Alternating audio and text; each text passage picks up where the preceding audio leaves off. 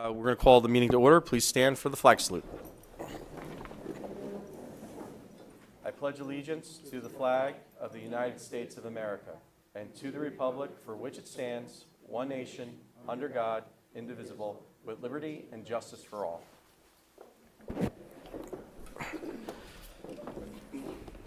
This is the Wall Township Board of Education meeting for which adequate notice under the Open Public Meeting Act was provided by a notice to the Co-Star, Asbury Park Press, Township Clerk's Office, all Wall Township Public Schools, and a notice in the Board Administration Office on August 29, 2019. Take a roll call. Mr. Krupa. Here. Ms. Mangan. Here. Mr. Sanfilippo. Here. Mr. Sullivan. Here. Mr. Wondrak. Here. Mr. Adenizio. Here.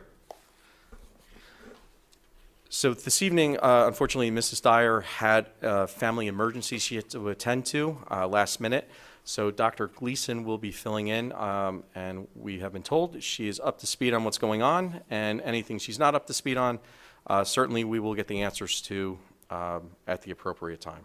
So thank you for sliding over. Appreciate it. So tonight, we are doing policy, curriculum, and finance and facilities. There is one policy on for tonight, and I don't remember. You have, okay. It's on the student, Yes. and it's Yes. very minor changes. Yeah. So just by way of some history. Stress Esme started changing pupils to students a couple of years ago. So a lot of our policies, when they're coming around for review, it's just making these simple changes. Did everybody have a chance to read it? Does anybody have any questions or comments or issues or anything of that nature with it? No? Okay. So this was for first reading, so this will move on to our board meeting for the first reading, and there it'll be open for public comment. So policy is now complete. We will move on to curriculum. Dr. Gleason. Thank you, Mr. Adenizio. For curriculum, tonight on the agenda, I asked for the board's input on two items. The first item is a review of the K-12 English Language Arts Program evaluation. If you remember, in May, we had for the first time a full comprehensive evaluation of the English Language Arts K-12 program here in the district. We had over 20 teachers involved. It was a really deep dive into historically what's happened here in Wall, what our strengths are, what's current best practice, and a comparison with other districts. And then we came forward with 5 SMART goals that we had hoped to accomplish over 5 years by 2023. And within those 5 SMART goals were 26 actionable steps or objectives. So in your packets, you have sort of a synopsis of those SMART goals. And I'm pleased to say that in the first year, we accomplished, of the 26 actionable items, we accomplished all but 6 that remain in progress. I won't go through every single one of those, obviously, the 22 that are, or 20 that are fully accomplished. But I just want to highlight that I think some of the more prominent goals that were accomplished ahead of schedule that really have a direct impact on student learning were the complete revision of the curriculum. And, we thank the board for their support in moving teachers to being provided with more curriculum writing time. If you remember, we were writing 5 hours and 10 hours, and now teachers were writing more along the lines of 24 hours in the summer. And so the teachers felt more comfortable. They produced really viable curriculum. We've rolled out in K2 fully this year the reading workshop model in K2. We're rolling out 3-5 early adopter classrooms with a full rollout the following year. And I think most remarkably, we've moved not just 6th through 8th grade to workshop model, but we piloted at the high school. And I brought this up to you at our last program review, that the students were really excited about this shift in instruction and learning, where they weren't being taught necessarily whole class style with one novel or one text, but they were being provided with some model instruction and then being provided libraries where they could select their own books. And I think that all students do best when they have opportunities to select their own text when they're at their own level. So we've had really good success with that, and also in our professional community, Wall's getting some notice as the only high school that's piloting this model. So teachers are really getting buy-in there.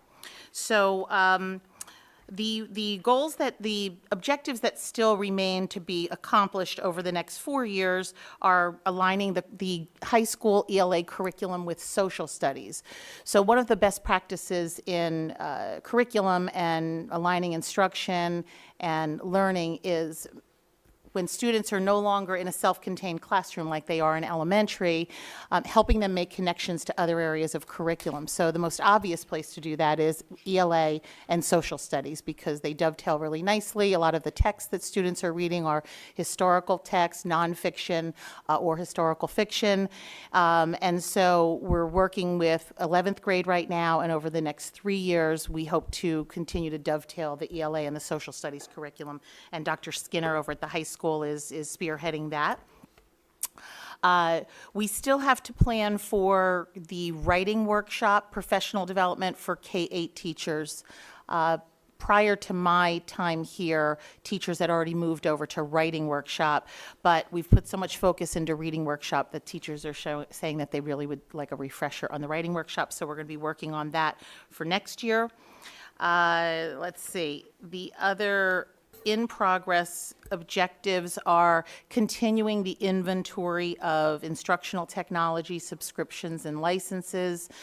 Joe Lee, our Director of Technology, is working with our Future Ready Committee and making sure that there's equity, so that particularly at the elementary schools where we have 4 elementaries, we want to make sure that every elementary school has equitable technology, subscriptions, licenses. There's so many great free Web 2.0 resources that some teachers discover in one school and other teachers need to know about in the other schools. So we're going to continue that inventory of what's happening with technology. Dr. Gleason? Yep. How is it now? Have you found it's kind of pretty even, or is there one school that might have more than another school, or is it kind of just haphazard? I would say there's no rhyme or reason, but I would say it's fairly equitable. Okay. I think it's really about sharing the resources. So while one school may have, let's just say, 20 applications that they use, another school might have 18, but they aren't all the same. So it's about getting time for teachers and having a database where they could say, oh, wow, they're using this over here. Here's what that looks like. Here's the value of that, and it's free. And so it's really getting that done. We also have a teacher that's part of the Future Ready Committee that really took on that role of talking with other teachers and finding out what they're using. So we're going to hopefully continue to use the expertise. This is one of our technology teachers at West Belmar, and have her continue to work with teachers so we can really get a full inventory of what they're using. Technology continues to roll out. We're having our take-home one-to-one initiative at the high school. We're pretty much one-to-one across the district, but that looks different at every school. So the high school starts with its first one-to-one take-home this year, which we're really excited about. And we're also in K and 1, teachers are being provided 5 new iPads so that they can use some of the instructional technologies that we've purchased for them, iReady being one of the formative assessment systems. In the past, if they wanted all the students to be able to use technology, you would have to take your kindergarten or your first grade class down to the computer lab. And I taught kindergarten and first grade, and that's not always easily accomplished, and you tend to lose a lot of time walking them down the halls. So having those small groups and 5 iPads at a time will really maximize their instructional time and I think be engaging for students. So that's continuing. And then the last piece of in-progress goals go to goal number 5, and that's that Teacher Leadership Academy that I've talked to you about. You'll see this goal in all of our program evaluations because we really believe that some of the greatest expertise we have in terms of providing training for staff lies right within our halls here. We have just such talented teachers and in a variety of different areas. So we have a very structured plan this year to identify those teachers. We've used Title II funds, which are federal funds, and we've earmarked those funds, and they're sort of threefold. Part of those funds will provide professional development for teachers to continue to deepen their expertise. And then we're going to bring in a trainer that will provide some training on leadership. That will just be across the board. How do you provide leadership training when you're working amongst your peers?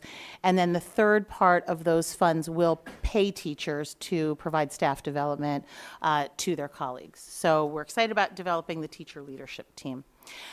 The one area that I wanted to just discuss with the board tonight, one recommendation that didn't make it into our goals, and I'm not sure why.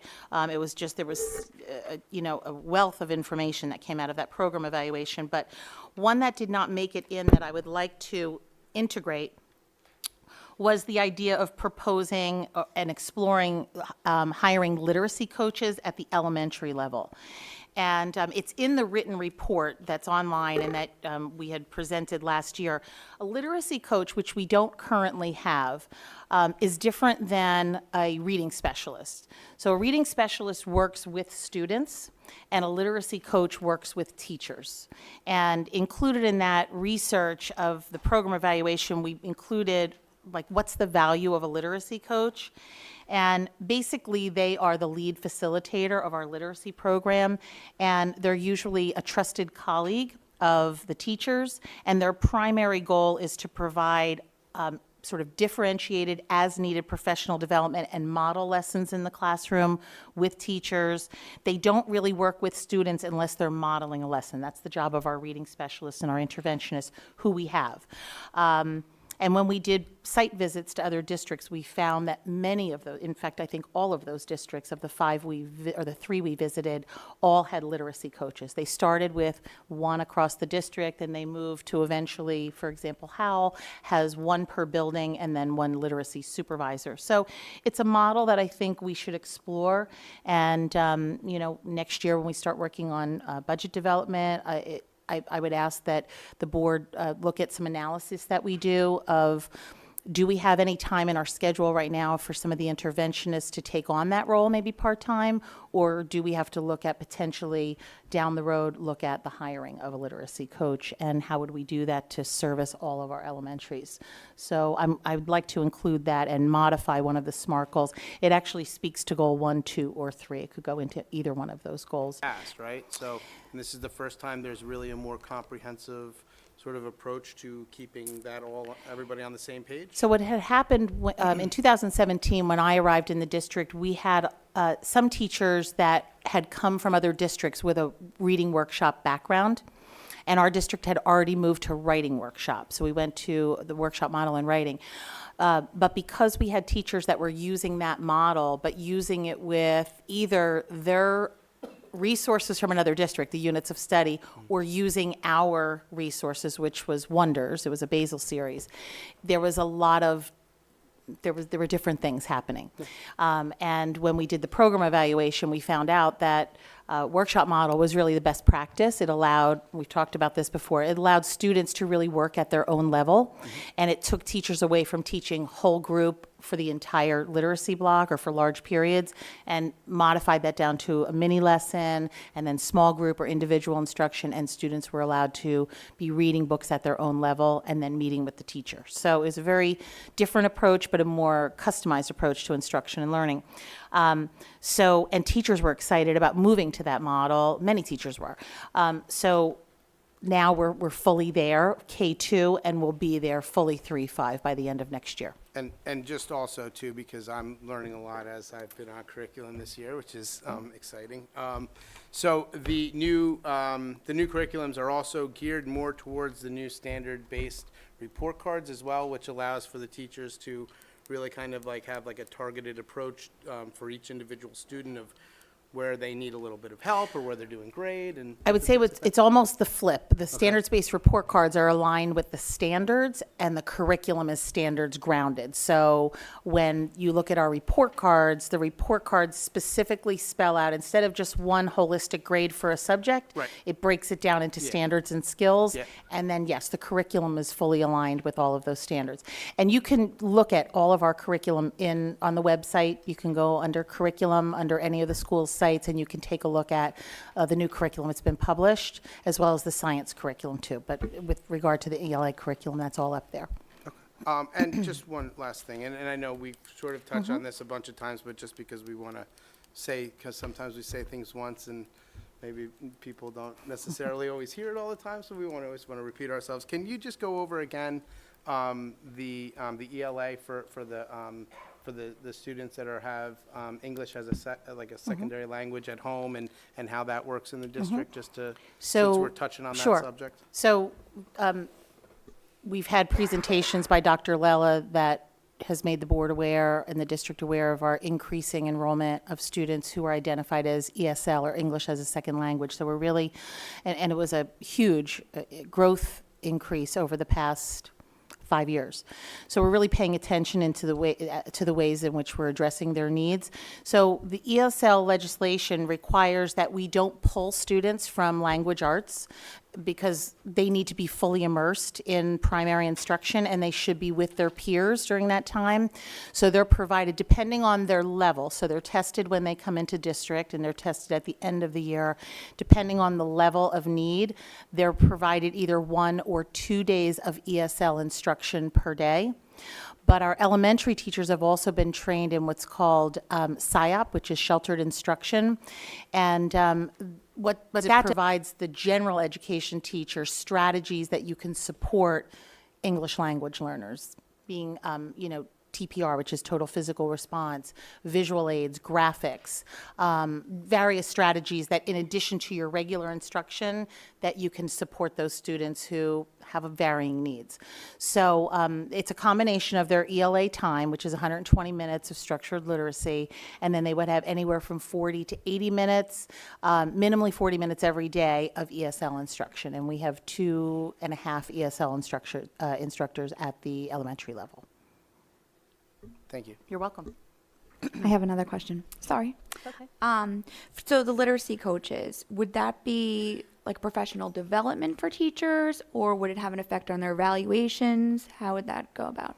So, no, wouldn't have an impact on their evaluation. And there are several different models. I think the models that we looked at when we visited some of these higher performing districts were really that teacher coach in the classroom. And the job of the literacy coach is to really be looking at what's innovative, what's really trending in terms of high-quality literacy instruction and student learning, student engagement, instructional technology. So to be able to have a coach come in and work with you, whether it's in the class, out of the class, we would provide release time for teachers to work with the coach. But that coach is always staying on top of his or her game in terms of what they need to provide for the teacher. So there's also that piece, providing professional development for the coach. But, teachers in the elementary world have, the ELA, reading and writing, they have math, they have science and social studies, and they do a little bit of health in their science, and they teach a lot of content areas. And so the one thing that we know is that the core of everything they learn is literacy. If you're not literate, all of those other subject areas falter. So that's what we need to attend to first and foremost. So when teachers have that support and the research, through that program evaluation, we provided a good deal of research. The research really proves the value of having that coach, both through teacher surveys and looking at student achievements. So I think it's really something that would be worthwhile for our district to look at over the next 2 years. Any other questions on the goals, progress? Okay, so I will work on modifying one of those goals and bring it back next month to the board.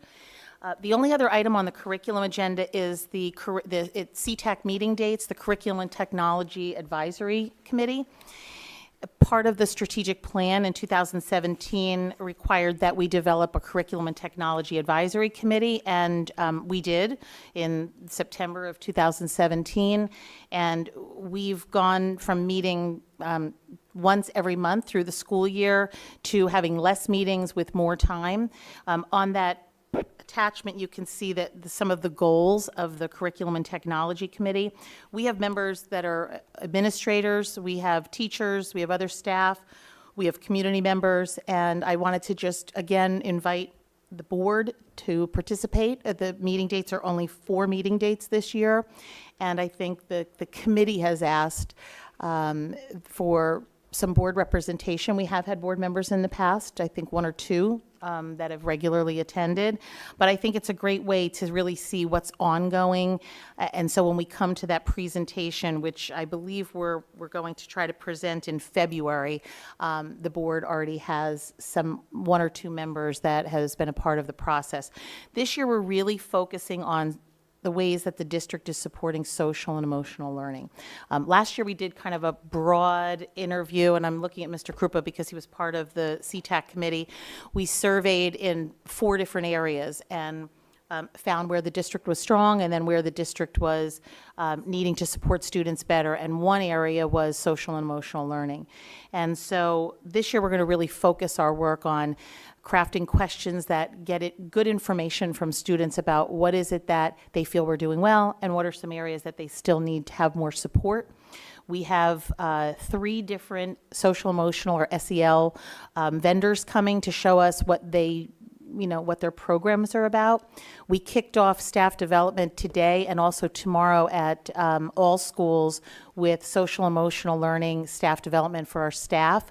So we're really putting a heavy emphasis on not just the content areas and the hard skills, but really the social emotional piece and how we're supporting students. So you can see the 4 dates there.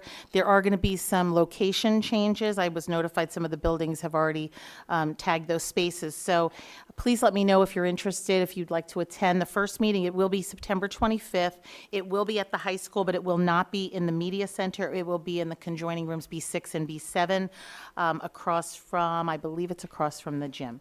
And our focus there that day will be really looking at last year's surveys and really starting to prepare the surveys for October, November. We're going to have a student panel there of high school students that can help us work on those questions. And we'd also like to put out a survey to the intermediate school students as well to try to get some input from the students there. Okay?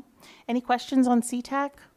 I do. I have a question with regards to the community involvement, and that's kind of been inconsistent.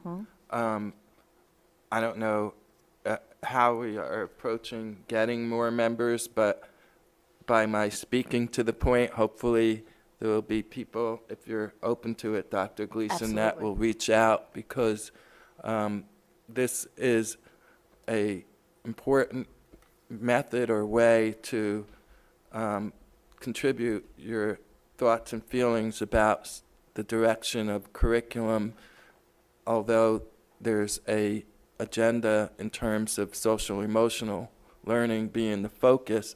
It's a very open forum, I found, in participating, and technology was brought in at some point when I was participating as a community member. So there's a lot of great people out there that have been willing to step forward and speak on many issues. This would be another way to do that in a very constructive manner. One of the things that we can do is we can promote through our district Facebook page. Many of us have Twitter, so I can put that out through our Twitter page. And then I'm thinking that maybe we can do a Blackboard Connect, although that only goes to our district families. I can put some language in there that parents are, encouraged to share this with community members. It really is helpful to have all perspectives when we're looking to build those relationships, and I think there's also many partnerships that can be built with the community. And when we're talking about meeting students' social and emotional needs, and when you have community members there that often bring ideas that we're not thinking of necessarily within the schools. Another interesting point that I'd like to share. I don't know if anybody saw the Asbury Park Press, but there was an article about the needs of students, and I didn't see one thing in the article about academics. It was all about safety and social emotional learning. There were about 5 or 6 points, and this is a need that transcends socioeconomic or community specificity, if you will. So parents are a great resource in terms of telling the schools what they're hearing from their kids at home. That's if your kids talk to you. But I encourage everybody that is interested to reach to Dr. Gleason, and I think you'll find it to be a positive experience. Thanks, Mr. Krupa. Well, one other thing I just wanted to mention too, and I don't know if we've done this in the past. Do we put anything or post anything over at the library? It's interesting you say that because we were contacted by the Wall Public Library head librarian and asked if we could begin to start partnering more on summer reading lists. And we've always had contact, but I think that there's still room to grow that partnership. So that might be another area that we have to think about, where we can increase our publicity about some of these community committees that we're looking for their input. Yeah, I just think that, not that I'm trying to stereotype anybody, but folks that might want to come to curriculum meetings that might not have students in the district, maybe folks from the library Yep. might be a good pool to grab those people from. Absolutely. And plus, if you look at, if you go to the library and you look, like, there's little tear-offs and stuff like that, like, half the stuff's torn off, so, and it looks like it's like new stuff, so I don't think that it's been there since like January, so I think people generally read Sure. all those little cork boards. so to Yep, we speak, could and definitely everything. put together a flyer, Okay. and then, of course, it's on the website, but we want to push it out and not have to have people come and find it. Yeah, yep. Have we ever done any kind of advertisement in the newspaper? Similar to, and I'm going to use this because it's happened a lot this year, the notices for board vacancies, you have that nice little square box in the newspaper. Maybe that's something we could look into. Certainly money worthwhile spending in the newspaper to advertise something like this, to try to reach a different pool of people. Sure. So, Yep, we can check that out. And like CoStar, all the special events and stuff like that. but they not list even for that, all- in the wall section, Yeah. when Brian puts in the ad for the vacancy or special meetings, it's right there. So when you go to the wall section, I think that would probably be, honestly, probably better than our website, because the only people that come to our website is our audience. We're trying to reach a different audience, so that's really where we need to reach out to. Yeah. Okay, great. We'll pursue that, too. Any other questions on CTEC? Okay. That is my agenda. Thank you, Mr. All Ednizio. right, thank you very much. You're welcome. All right, we are going to now move on to finance and facilities. And just for the time being, for the rest of the year, I am going to remain as chair, because many board members have other commitments that here on the board and other things going on that might be a little tough, but we are going to continue to meet as a committee of the whole, so everybody can see it, everybody can ask questions. I can tell you, and I'm sure you've all heard, a lot of positive feedback. More people are watching online.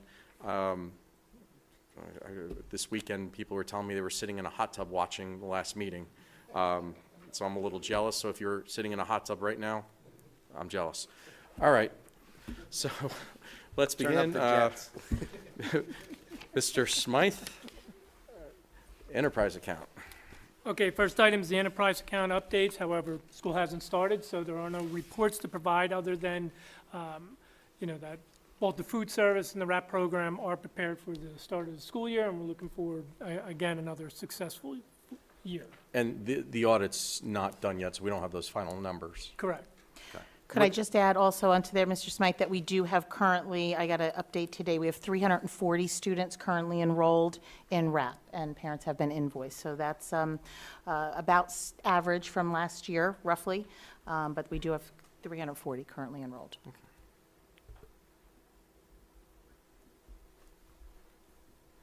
Any questions on? Nope. You want?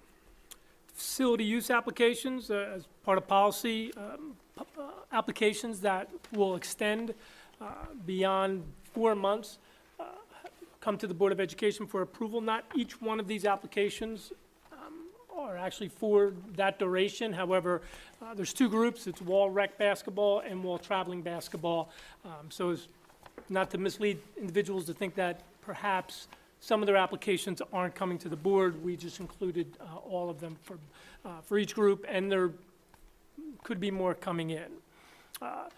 With regard to any potential conflicts, obviously school programs take precedent, so the high school gymnasium use will be dictated by the athletic schedule at the high school. That'll be provided by the athletic director. So we approve these, but we also approve these contingent that any conflicts, they would be rectified. We take precedent, and then we allow wall rec and wall traveling basketball to kind of work out their schedule so that they best utilize the facilities, and they tend to do that. You'll notice that wall traveling doesn't happen on Wednesdays, wall rec does have it on Wednesdays. There may be a conflict when it starts in January, but they have, through the years, have always worked it out. And there's no cost to either group. Nothing on facility use? OPA requests, we currently have received 17 requests to date. 9 are currently open. A few of those were provided as extensions, only because of the duration and the amount of information, but the other ones are just open within their time frame. And there has not been a significant amount of time provided as of yet to date based on these requests. However, we are still in the process of responding to them. And how's the Oprah log and hours coming? It's being maintained. It is, okay. But again, we've only had 17, 9 are still open, so, majority of them are not complete. Right. So as we get into the year, we'll provide that report with all the hours that are included in providing responses. Facility project updates. Bob, you want to, Mr. Romano? Thanks, Brian. First item today, we repaired 2 condensing fan motors on the condensing units for the high school north gym air handling unit. Paving at Old Mill was also finished today. The front parking lot area was completed. The back play area will not be completed until next month, scheduled for October 9th. Central School, the main entrance door will be getting removed and replaced. That date is to be determined. Still trying to wait on the lead time of the new materials, shooting for end of September. Primary masonry repairs, that work is in progress and should be wrapped up tomorrow. Air conditioning installs. Right now, I spoke with the contractor right before this meeting. He assured me that West Belmar and Allenwood will be 100% cooling at start of school. Old Mill, most of the units will be up and running and cooling, and as well as the high school, most of the units will be cooling. All the unit ventilators will be set and in place, but all units will not, 100% of the units will not be cooling, but most will. Room C14 is the priority room due to a student with an IEP that will be up and running for start of school. Did he give you a percentage of what was going to be up and running and what wouldn't be up and running? He did not know. Did he tell you when he anticipates everything to be fully completed? Yeah, he'll be working through the week, so by next week, we should have everything up and running, fully completed. The engineer is going to be going out there tomorrow morning to do an assessment, and whatever update he provides, we can make that available. Okay. So you think he'll get back to you tomorrow with it? You can Yes. send it out tomorrow? Yes. All right, thank you.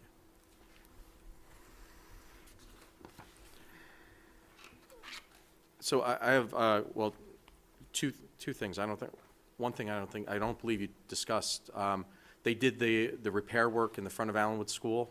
The exit going out, the county was out there. Yes. So they did correct that massive pothole that was, you Yeah, know, probably causing some damage to cars and buses. They did a nice job with that. Yeah, they did. And I know, and I forgot about it until you just start talking about doors, but walking out of this school, the front doors, it looks like the whole bottom's rotted away because you can actually see it move. Were you aware of that? And- Yes. Okay, is that any time going to be scheduled? Have you looked at it, pricing, Yeah, anything? we looked at it, we priced it out. I think it was I want to say somewhere near $20,000 to replace that. That whole, That, so the it's- whole section, it's the whole front entrance has to go.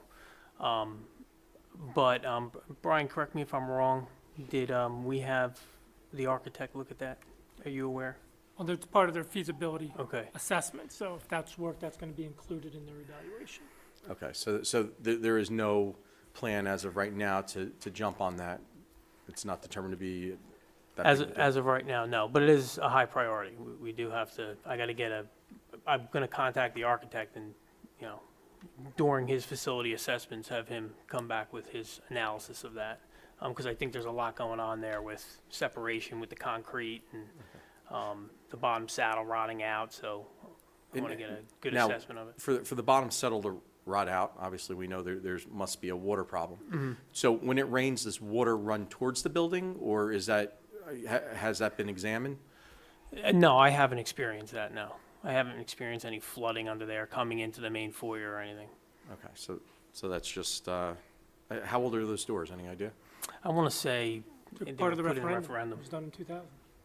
That's it? Yeah, that's a whole new front entrance. All right, we didn't really get that much use out of them. I mean, so there's got to be some kind of problem then. I mean, 2000, this 19 years and the doors are already rotted out? I mean, that's not good. No. So there's got to be a reason. So, you know, before we throw good money at something and replace it, we need to figure out why it's rotting. I mean, that's got to be a priority. So 20 years from now or less, we're not replacing the doors again because there's rot. That's why it's part of the facility condition assessment rather than just replacing the Yeah. doors. And then we discussed the work orders. Do you have, how many work order, any idea how many work orders are outstanding from this previous school year? Where that stands? And my other question to you too is, when work orders come in, are they individually numbered? Does it generate a number for them? Yeah, each work order has a number assigned to it. As far as how many are outstanding, working there, when we're talking about work orders, I would just ask that you be very specific when you're asking for what work's done, due to the fact that there's a lot of different, statuses in there. Completed, work in progress, pending, parts on order. Well, I mean, similar to the facilities project report. I mean, it's kind of almost the same thing. Well, all I'm saying is if I print out work orders, you're going to get 500 to 600 work orders. So we can do an advanced search if we're looking for something in particular.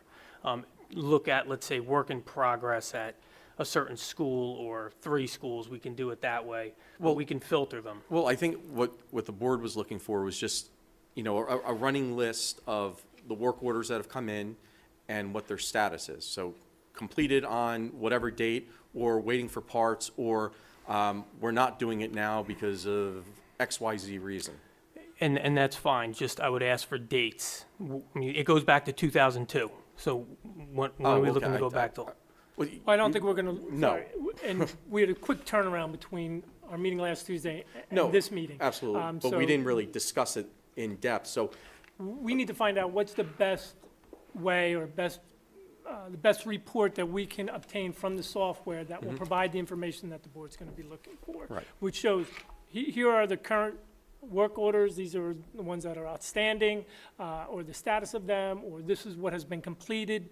Like, here's the outstanding from the prior year, or the ones that have started for July 1. We just need to see how best to present that, so it's actually usable and not just overwhelming and confusing. okay. So But the goal is for hopefully next meeting, we'll be in a position where we can provide a report that shows the status of current work orders. Okay, so clearly, we're not going to go back to 2002 because the board isn't really interested in stuff that's already completed, unless there's stuff still pending from 2002, then that's a problem, which I don't think that is a problem, correct? No idea? Okay. I would say, Probably no, not. that's not the problem. Okay. Trying to make light of the situation a little bit. Understood. so- Excuse me. okay. Yes. I'm familiar with School Dude. I've used it for many years, and I know you're going to be able to get what you need from it. I think one of the things, though, that came loud and clear to me from the public and the board's commentary last time is that we want to be sure that all staff members are comfortable with the fact that they can go to a specific person, whether it's the first secretary in each school, the supervisor, I don't care who it is, but that person needs to be identified, and that person needs to be instructed in the regard that it is the board's wish that we are receptive to any request from any staff member about a need. And part of this process will be a learning curve, because what you have happen, and I've seen this, is people put in things that are very not correct to be put into that system. However, it does have filters, as you said, and it does have the ability to identify something as urgent or an emergency. So that's just an example of how, and it's very extensive. It has every category: ventilation, electric, moving. All of these things are identified on the homepage of School Dude. So more important is that every staff member knows about this system, and there is follow-up. It automatically notifies you by email that your request went in. And that's one of the things that I would think would be very important, because the first secretary enters it with her profile, but if it can't be streamlined to that goes to the individual, when she receives that it was entered, it should be forwarded to the staff member that reported it. That will do a lot to reassure people. So the way this program works, I kind of understand. So is it the individual teacher or staff member that enters it, or is it one person in a building that does it? The way we currently do it, the custodial supervisor will enter the work orders, and that will go to my department. So if a teacher has a concern in a room, it will go to the custodial supervisor, who then enters that into School Dude as a work order. So the teachers don't enter them. So they verbally tell the supervisor what's going on? And, Yes. and it's only the supervisor they would tell. They wouldn't tell just someone underneath. In most cases, sometimes they'll tell the principal. But it goes to the person in the building that submits the work request is the custodial supervisor. Okay. So one of the things I've heard, with the whole system is that some people feel these requests fall into a black hole. So if I'm relaying it to the custodial supervisor and he's entering it in, then it goes to your department. Is there a way for your department to notify the person that initially made that, the teacher or the paraprofessional, whoever it might be, that we received, it worked its way through the system, we received what what the request is, and we are looking into it? Or as Mr. Krupa just said, that what you put in doesn't necessarily fit what this program is for, or if they enter, I don't know what it could be, but The only way you could do that would be to put the teacher on as a user. So now. well, why that- couldn't somebody put it in the notes that it was Mr. Jones, that his classroom that made this request? Well, it would be put in the description of the work that's requested. So the custodial supervisor will say, classroom 215 has a leak. And then that goes to me, and then it goes to, the contractor, whoever's gonna fix it. When it gets completed, or updated, I should say, it'll go to, rerouted to the custodial supervisor that will see what the status is on the work being done. But the question is, the teacher. They have to know, so, Well, so. I know, Can I I'm- interrupt? Because what would need to happen for that is the custodial supervisor, whoever entered it, would then have to notify that staff member, because the system automatically, like, operations doesn't send something out. As soon as the status is changed on a work order, a email is automatically sent out to whoever entered it. So that's why it would go to the custodial supervisor. That custodial supervisor can then, once they receive that status change email, can either forward it or send an email to that staff member, because the system automatically sends it to the requester, and that's why Mr. Romano's saying that if we make every teacher a user, they would enter their own work orders, and then they would receive the response back, where when Can I we- jump in? So speaking from my own personal experience in my building, that's teachers do put in their own work orders. So we are able to write down specifically what is going on, what areas we need addressed, and then we receive feedback. So I'll know it's in progress. I'll know somebody will come in to check in on it, and that way I know it's being followed through. So what would it take for all the teachers to be able to submit their own work order through school You, dude? you would have to be added as a user. The teacher would have to be added as a user in the school dude system, so they have access to submit a work request. I feel like that would be beneficial to them, so that way they know that their areas are being addressed. I mean, it could be even something in the hallway that they've seen. It doesn't have to be their immediate classroom, but that way it's, more eyes on the building and, really keeping everything accountable. Absolutely. Mr. Romano, who can view the work orders for any particular building? Obviously, I can. Custodial supervisors can. All the custodial supervisors in every building can view a work order for any building. Some of the principals can. Some, but I mean, Yeah, but see, depending on if they so- use it or not. so here's the thing, that doesn't really necessarily solve the problem with communication. So what me and the rest of the 5 other remaining members of this board want, and hopefully the 3 members that come on, is we want better communication across every line in this district. We don't want any, and we said at the last meeting, Mr. Krupa made reference to it tonight, we don't want any staff member anywhere in this district, no matter what their job is, to feel like they can't speak up and say something is wrong, something doesn't look right. Like that kind of nonsense will not be tolerated by anybody here. And I'm not directing that at anybody here, but people feel that way because they've personally told me, and I know they've told other board members. So that is absolutely not going to continue. What is going to continue going forward is communication on all levels, with staff members, with the public.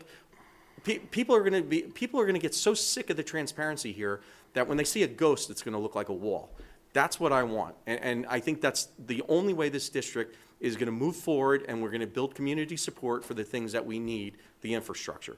So, again, the million-dollar question is, how do we make sure every staff member is made aware of when there's a problem, custodial supervisor, maybe a principal knows, maybe a principal doesn't know. I mean, to me, it would be insane that all the principals aren't aware of everything that could be potentially going on in their schools, because, I mean, they're the captain of that ship. So I mean, immediately, I would say every principal should have to be added, even every supervisor in a school. I mean, this is the administrative staff that should be aware that there's a hole in a ceiling or something's going on. But more to that, the teachers need to know what's going on and where things stand, because then they're more vested in what's going on. Not that our staff is invested, but now they're part of another aspect of what we're doing. And I think that's very important for what we're trying to do here. Mr. Chair? Yes. I appreciate what you contributed in terms of teachers, because that was something that I experienced a different level of congruence with one supervisor giving his password to all the teachers, and they were entering, and then others being told, no, don't do that. And they became the vehicle for submitting that. And I don't want to overwhelm the maintenance department, and I do trust that the custodial maintenance supervisors in the building would take pride and ownership of this process, and some way that we can find either teachers entering or this individual entering. Like I said, it was first secretary in my experience, and also supervisors. But the report function is very comprehensive. I think you even get to see notes from the craftsman. Sometimes it's a plumber that has to respond, and updates with parts. This is not a correct order to submit this way. You know, for example, if somebody vomited in the hallway, well, that does not need a work order, but believe it or not, people would do that.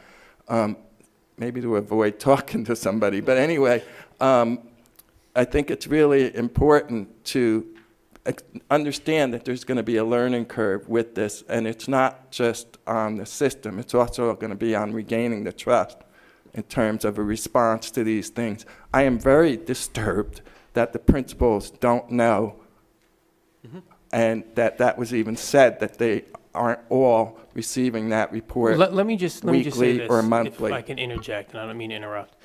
The principals and the custodial supervisors do a great job in meeting regularly to go over work orders, what are in progress, what have been completed, and what are not completed. So they're both on the same page as to what's going on in their buildings.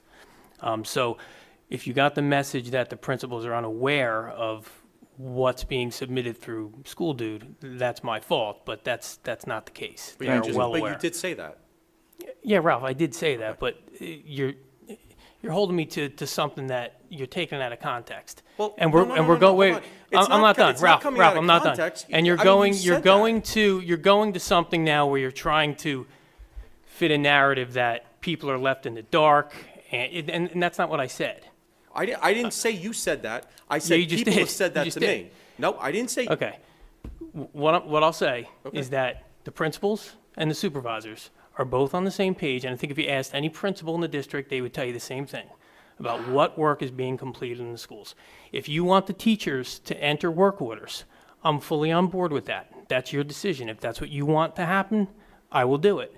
But keep in mind, there's a lot of teachers in the district. There's going to be a lot of work orders that come in through that system, and the maintenance department is going to be inundated with just reviewing work orders to Well- see what is necessary, what's a high priority, what's a low priority, what's a medium priority. So, but again, I'll do what you want. So in response to that, if people are going to now send in work orders, does that mean that there's really work that needs to be done, or are they just, for the sake of it, sending in stuff? So two different things. I mean, is there really a need for it, or are people just sending stuff in? So No, if they're sending it in, I would say there's a need for it. There's a concern that they have, and of course we would address that and we would look at it. all right, so just to get back, we'll back up for a second. Is there a way, because the whole purpose of this is that people are made aware of what's going on. So Brian just said when the work order is submitted, then an email is automatically generated. Is there a way to generate an email, add a second email onto it where it goes out to two people, or is it only limited to one Or person? just CC the teacher who initially Well, right. spoke Can- to the Just a point. custodial supervisor? The system doesn't know who that teacher is because that teacher's referenced in the notes, or it's a classroom number.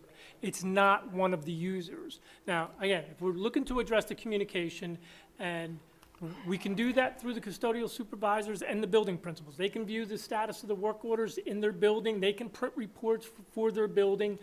If the goal is to figure out the best way to communicate to the staff, we can do that, whether it be operations providing a report on a weekly basis, or the custodial supervisor providing a report for their particular building that identifies, these are the work orders we have for the building currently, these are open, these are pending, these need additional information, and these are the ones that were complete. You know, that, and maybe they provide that report, they make that available on their website so that the teachers want to check the status of one of their work orders, they can just look for the report on a web page or on a shared doc for that building. Can I Okay. just jump in? Teachers have a lot going on during the day, so if they're going to take time out of their day to write something on School Dude as a work order, it's going to be a top priority for them. So I don't think they're going to, waste 15 minutes of their prep time logging on and writing something if it really didn't matter. So I think giving them the access to being able to report something, a concern, you know, maybe it's trial and error. Maybe we try it out for this year, give them the opportunity to express some areas. Yeah, will we see a lot more coming through? Probably, because probably they're going to feel more comfortable to put in a work order rather than voicing their concern to a principal or a custodian who may seem busy during the day. So this might be a good opportunity to really give teachers the opportunity to express their concerns, feel heard, and then validate it by going through and fixing the areas of concern for them. I agree, but why don't we do this? Since you guys are the professionals, why don't you go back, think about it, and come back to us with your best game plan? Okay, we'll meet with the building principals and the custodial supervisors and see what they'd like to do. Yeah. As well. And That's see, fine. you know, is it a question of forwarding an email? Is it a question of adding users, adding additional users? Just come back to us. Thank you. Not to delay it or anything like that, but maybe when you're speaking to the principals and custodial supervisors, maybe they could get a gauge, you know, from the teachers in terms of, like you said, somebody might not have the time to put in a work order, might be more comfortable to go to the custodial supervisor, or somebody might say, oh, great, I have this opportunity to put in what I've been looking for. Not saying that that's happening, but just what happens and overwhelm the system. So maybe they could also get a gauge from the teachers of how they feel, or at least give them an option to say, you can do this, or you can do it yourself. Does that seem fair? Or? Okay. So it seems to me that all teachers can't be well-versed in plumbing, electrical, and all these other things that are going to happen. So there's got to be a way to take what their problem is and transform it into the maintenance people so that they understand what they're trying to tell them and then fix the problem that way. But anything other than that is utopian.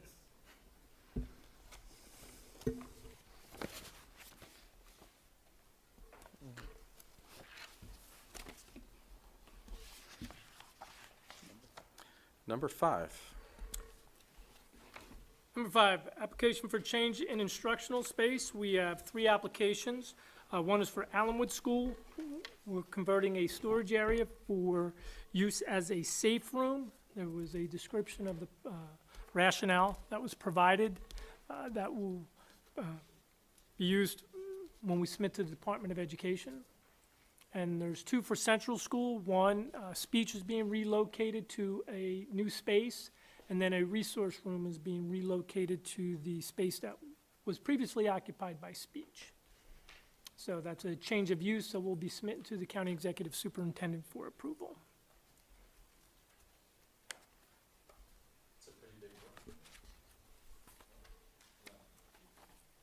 No, it's gonna be, Brian, just for everybody, can you clarify the term safe room? Like in terms of, we're not putting like 100 kids in a safe room for like a lockdown, right? This is for more like individual kids who are having a rough day or things going on, right? it would be for a single student. Yeah, exactly. I just to clarify that. And it's to help them to de-escalate whatever the situation may be. Correct. And in further detail, the room would have padded walls and floor. And it would allow the student to be separated from other classmates. Any questions, comments on change of use? No? Okay, lead testing statement of assurance has been submitted to the county. I didn't know if there was any questions, or Mr. Romano, if you wanted to expand on the lead testing statement of assurance? No, other than that, it's just a requirement to be submitted every year. As everybody knows here, we test all our outlets, drinking outlets, for the presence of lead on a yearly basis. And part of that requirement is to submit the statement of assurances. And we use the municipality for that, correct? Wall Yes, we Township? do, yes.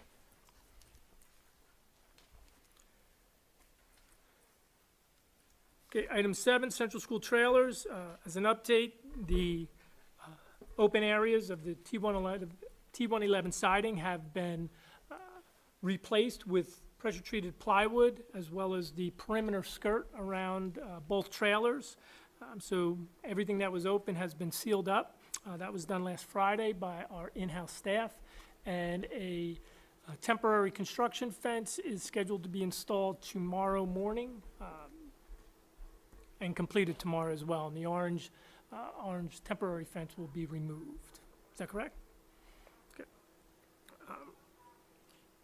Two things. One, I provided a memorandum, basically with what transpired over the summer, along with all the quotes that were obtained, or with one instance quote that was not obtained.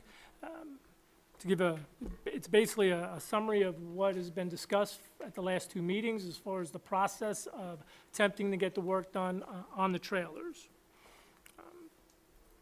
You know, if there was any questions regarding that, but also with the idea of what we're going to be doing with the trailers going forward. Obviously, we're not going to be using them for classroom space. The discussion was using them for an alternative purpose. One area suggested was if we need to provide office space, specifically for the transportation department, do we hold them in abeyance right now to see what transpires with regard to that, and then make a determination on what repairs would need to be made, as well as the cost to relocate the trailers. What we can do is obtain from the architect, I don't know if it would just be in the form of a proposal or at least an estimate for, the cost to relocate and set them up at a different location, or a cost to discard them if we were going to remove them.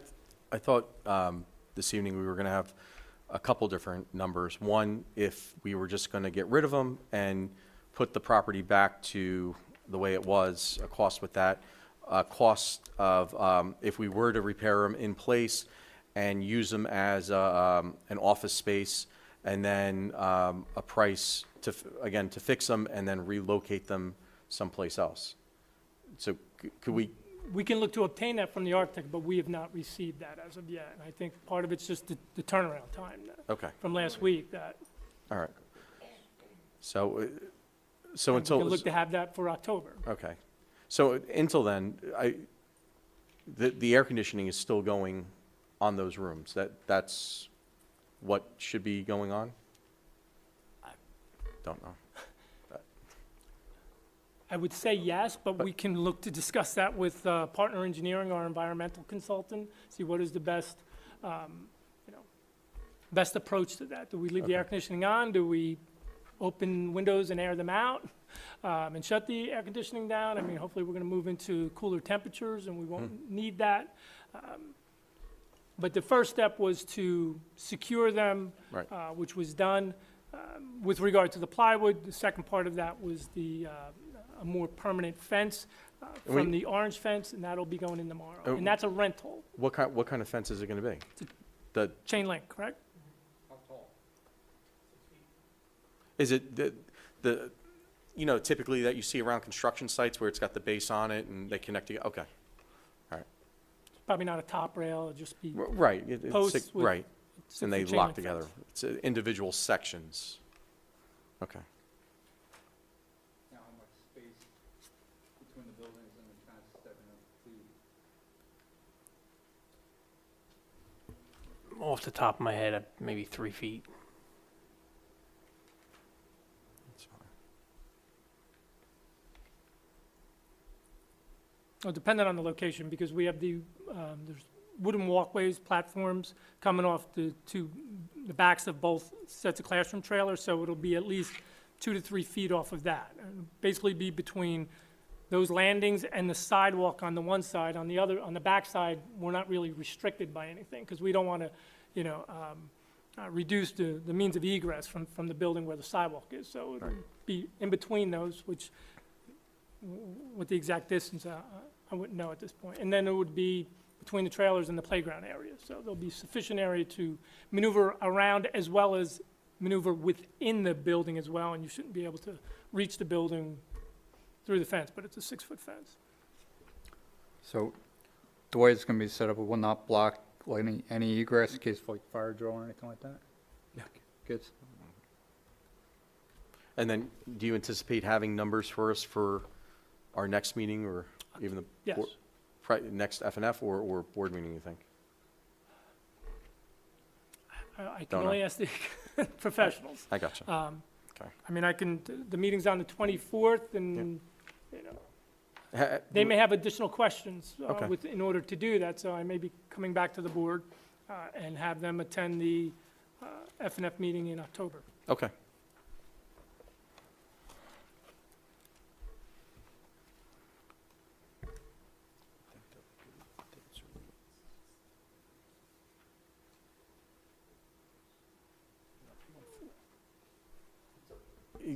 Yes, the air conditioning issue, you'll find out from them what the best course is for now. Keep it running, shut it off, open windows, put heat on, whatever Yes. it might be. So just to be clear, nobody's going into those classrooms, like no teachers, no Oh. students? Actually, which you just reminded me, I had another note. So, we mentioned at the last meeting, when are the teachers going to be able to get their personal belongings out?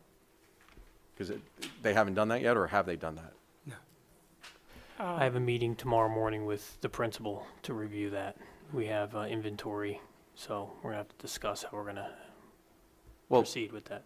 so, I mean, so 2 of the classrooms, the air quality was fine, right? Yes, So, there should be no reason why somebody couldn't just go in there and get their belongings, correct? correct. Okay. Although, Nope. I don't know that we would do that at this point. Okay. You know, Well, I from mean, those 2 rooms, we could probably go in. I probably would not have them go in. But what I think we should do is talk to partner engineering and have our consultant advise us how best to go in there and remove the personal items. Only because, you know, there's the practicality of it. Like, if you look at those 2 classrooms, like you said, you should be able to go in there, remove them. You know what, we'll clean them. You know, is there anything visible? Regardless, we'll clean them anyway.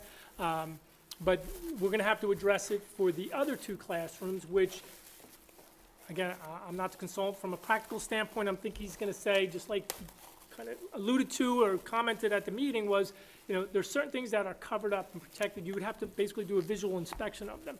But whatever protocol or procedure he gives us for those 2 classrooms, I would do in all 4 classrooms. so with that, can we have him come back out when it's time to, I guess, remove the stuff, and let him, since he's the expert and we're paying him, let him visually look at everything as we take it out and say, yep, this is good, maybe put this aside, just to make sure we're not doing anything we Yes. shouldn't. Okay. Absolutely. And also with that, are the desks still in those 2 classrooms? Correct, And they're not needed inside the building? correct. Okay, so at some point, we will take them out and clean them and have them as extra desks at some point. Again, that would be, we'll take the direction of the Right. consultant on how to proceed with that. Okay. All right, Absolutely. perfect.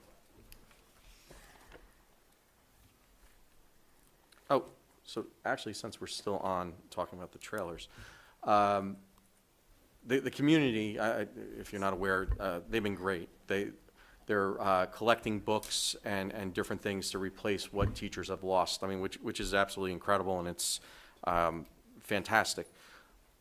We as a district, what are we going to do to make these teachers whole again? Because they've bought a lot of this stuff with their own money.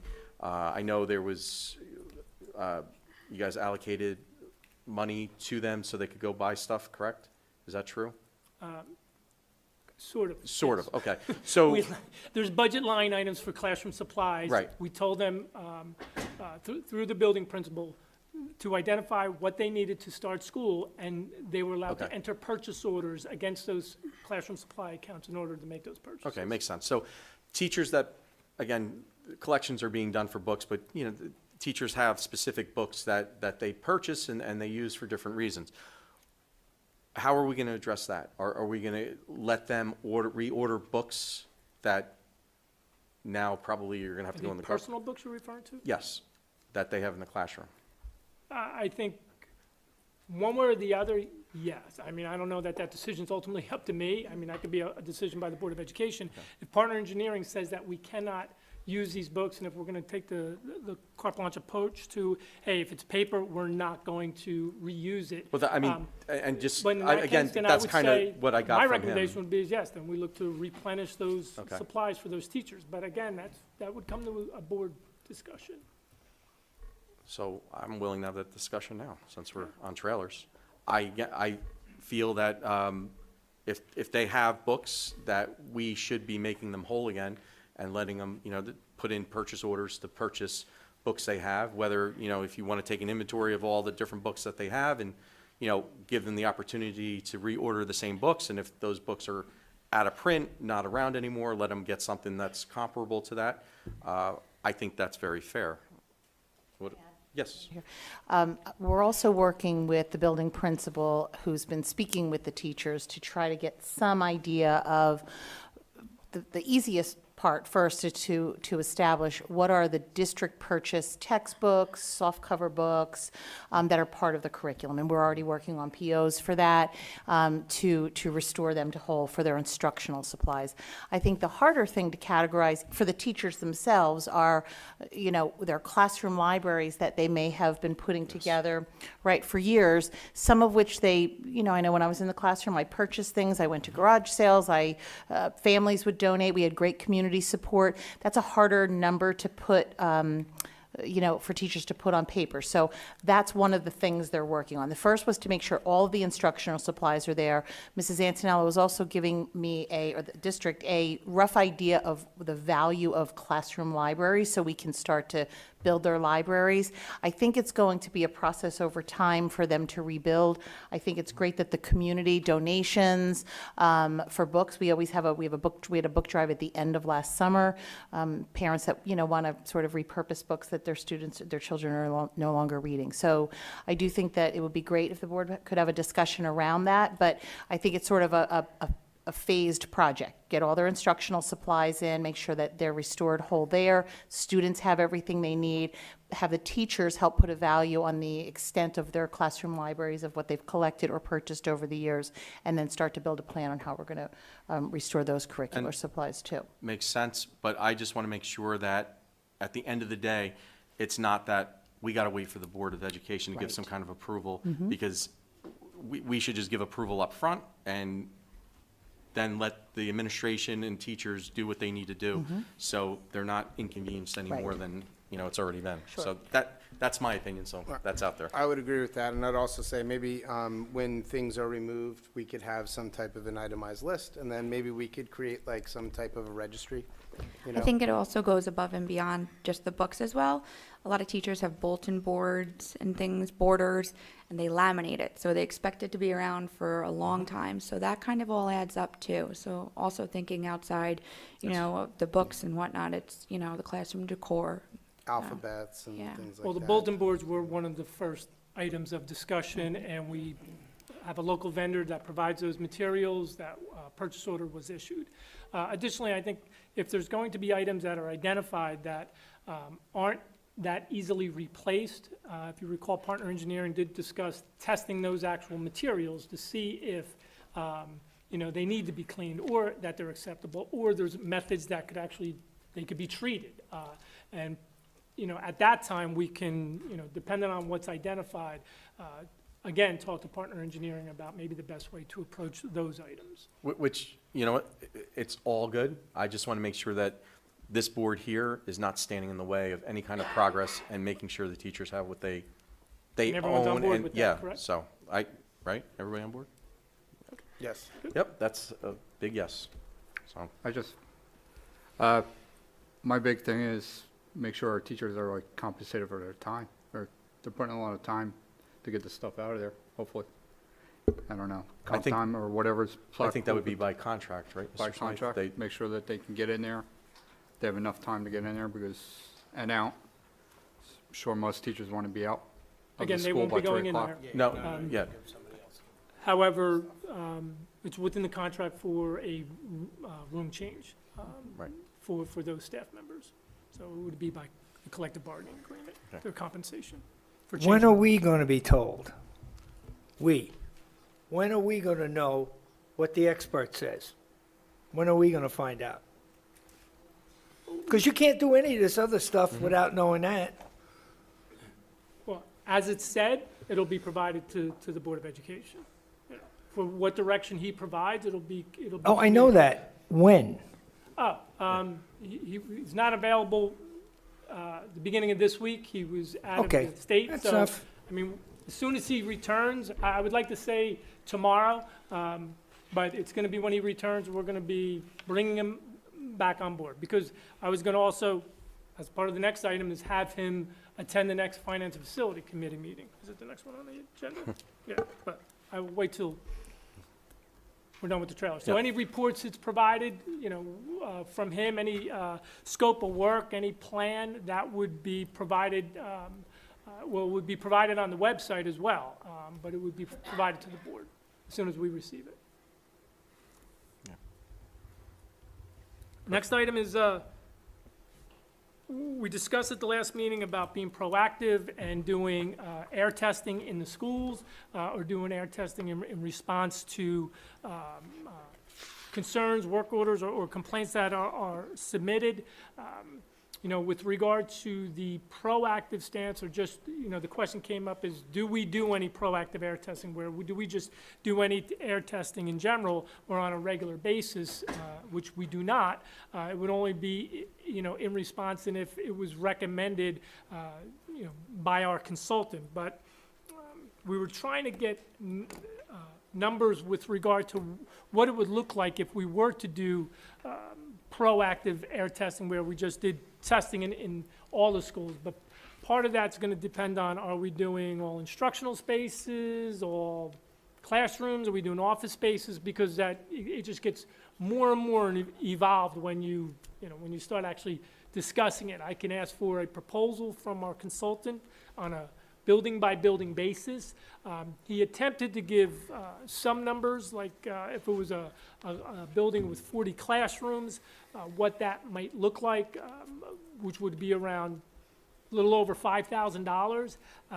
Again, I'm not.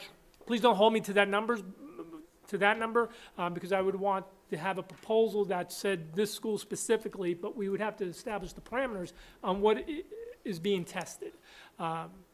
Or are we going to take it on a case-by-case basis? Because if you look at it on a building or on a district basis, if you're going to use, 40 classrooms or 40 spaces, and you say that could conceivably be an elementary school, again, depending on how you identify spaces, you'd probably be looking, rough numbers, 50 to 60,000 district-wide. If you take the high school is, at least 3 times the size of an elementary school, the intermediate school being twice the size of an elementary school.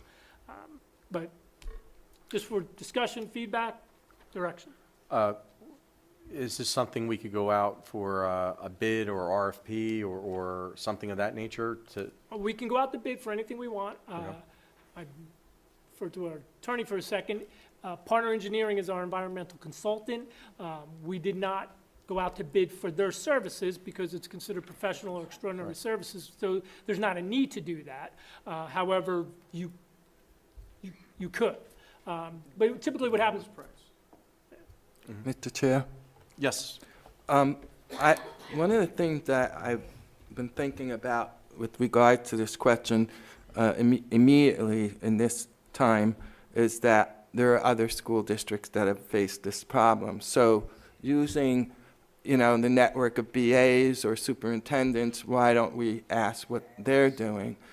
That's one point. The second point is something that came after the meeting the last time with the concerns of the public.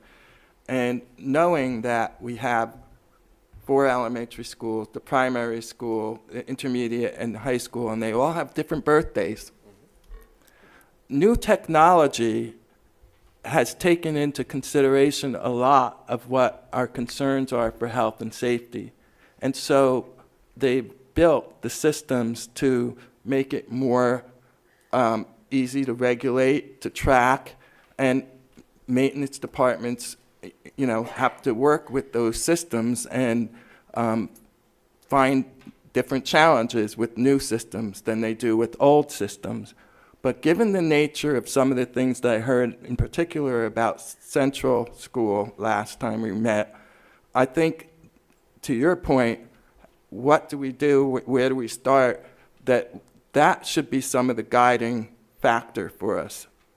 The age of the building, because the older the systems are, the less compliant they're going to be with the new, likely, not always, because, when you have a steady review by the custodial maintenance and employees, they're looking at those things. But the systems are just not made the same. So I think those should be some of the guiding factors for us, the age and also the maintenance type of things where you see water, there's a problem. And maybe there's no mold, and maybe there isn't an issue that isn't fixable, or not, it is fixable, but that should be some of our guiding principle. Excellent points. Is that also something that the architect might be able to sort of throw on their radar as they're going through the schools and looking at different things? Well, I think that would already be on the radar as far as, when they're doing the condition assessment. Not so much the environmental, but only if they would be identifying what the cause of an environmental condition would be. Maybe we can just request for them to have a very keen eye when they're going through. Not that they're not going to be, but just a special emphasis on that as they're going through the schools. Mr. Chair, Yes. do we have any plans in place right now? If mold is found in a room, like next week? Like, I did ask, I have asked that question, and Mr. Smythe explained to me the process of how, so would you give a background on how you find mold behind a bulletin board, for instance? What are the steps that are taken? Well, I would almost defer to the designated person in our indoor air quality plan, but like on a, you're gonna have to correct me a lot, Mr. Romano, but if mold is identified, then it's addressed, it's cleaned. And I mean, you start your summer cleaning and you remove a bulletin board, because I think that was one of the items that was reported. Yes. And behind the bulletin board, there was mold identified, okay? It was cleaned. It was cleaned with either our fungicide or a bleach solution. It was dried, and then the area was repainted. That's the extent of I know. It wasn't firsthand knowledge, but with regard to the process when, mold is identified, Mr. Romano, what Well, happens? as a public school district, we're required to follow the New Jersey Indoor Air Quality Standard. And what that standard says is that if there's any visual growth, you're to remove it. They don't recommend testing for it, although obviously testing is something that a lot of districts do, and I think is good. But in accordance with the standard, when there's mold, if it's there, you remove it. Now, depends on how many square feet there are.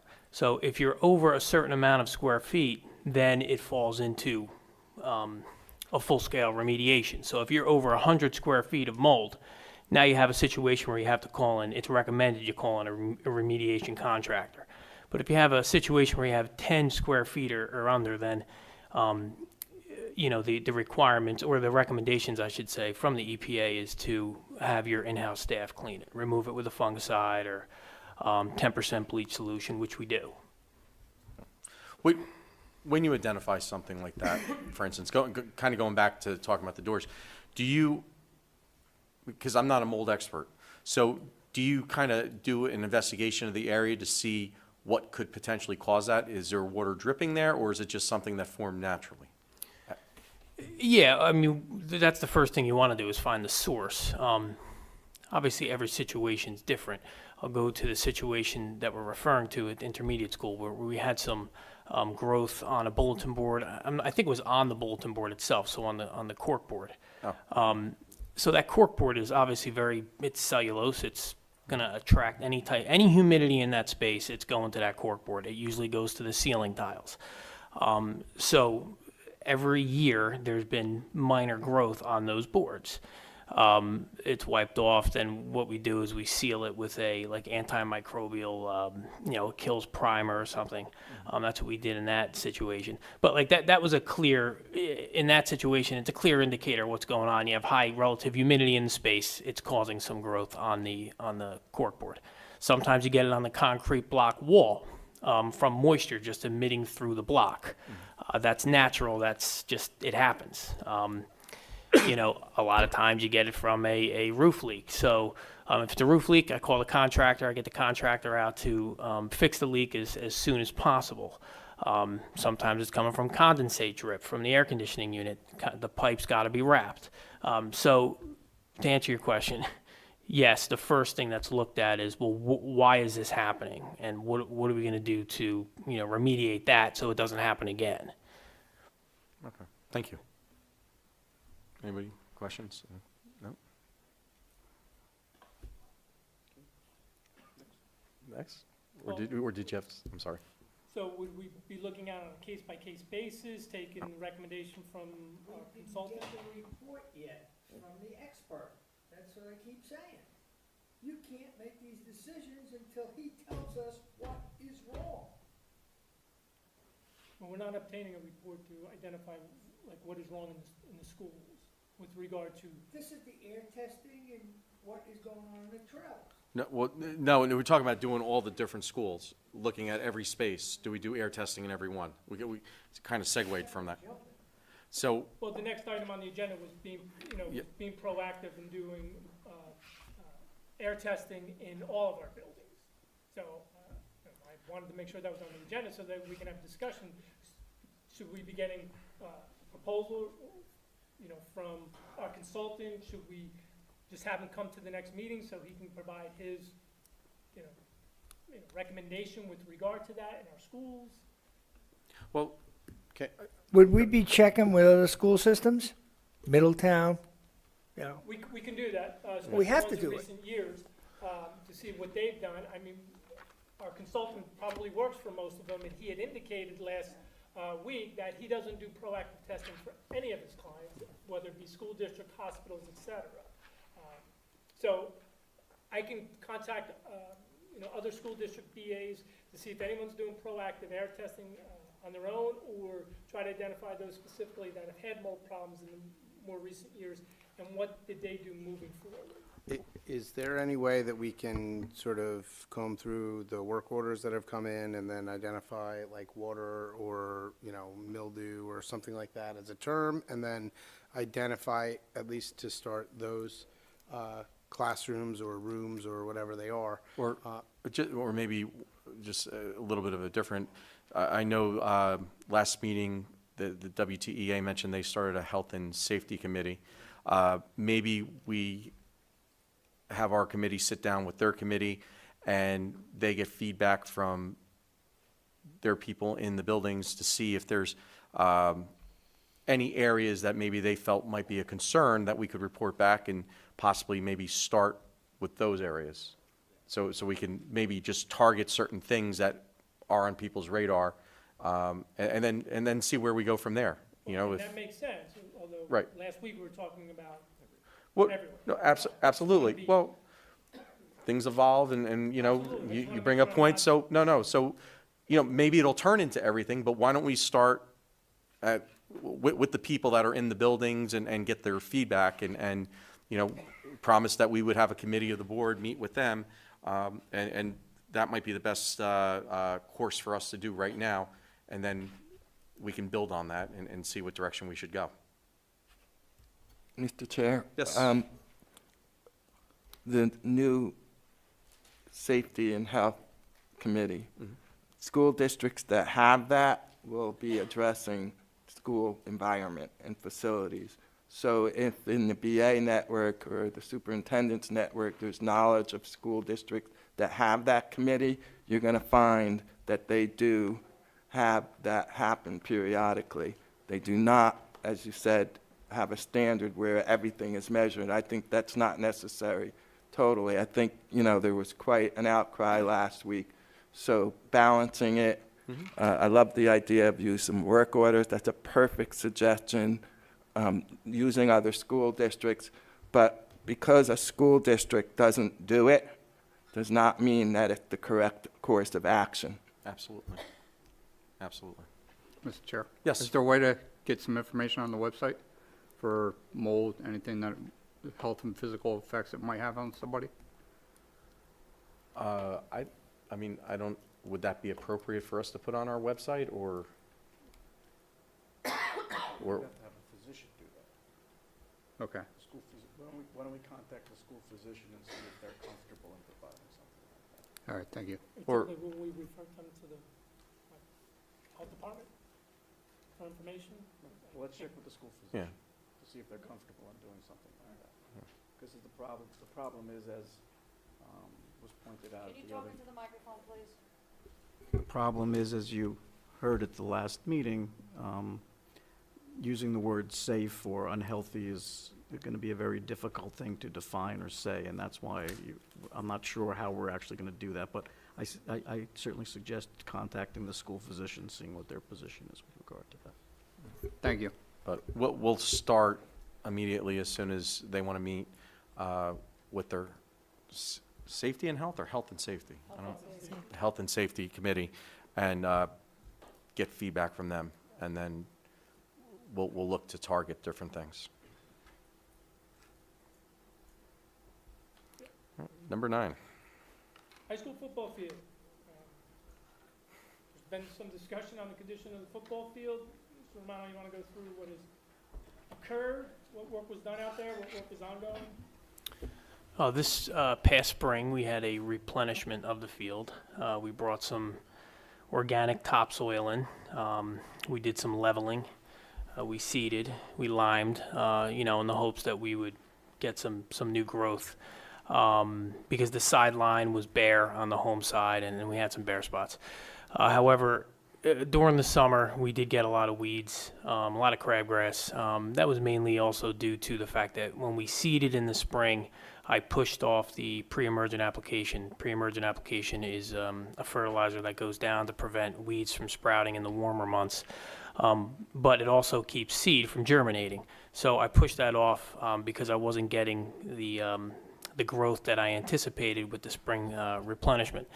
So I think that had some effect on some of the weeds that we have out there right now.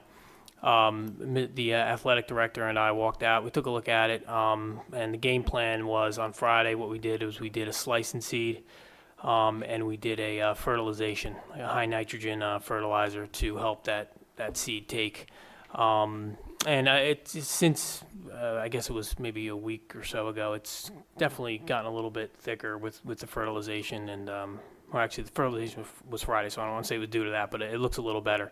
What we're going to do is after football season in November, we're going to do another slice and seed and aeration, and hopefully that will, result in some better growth with some new grass come springtime.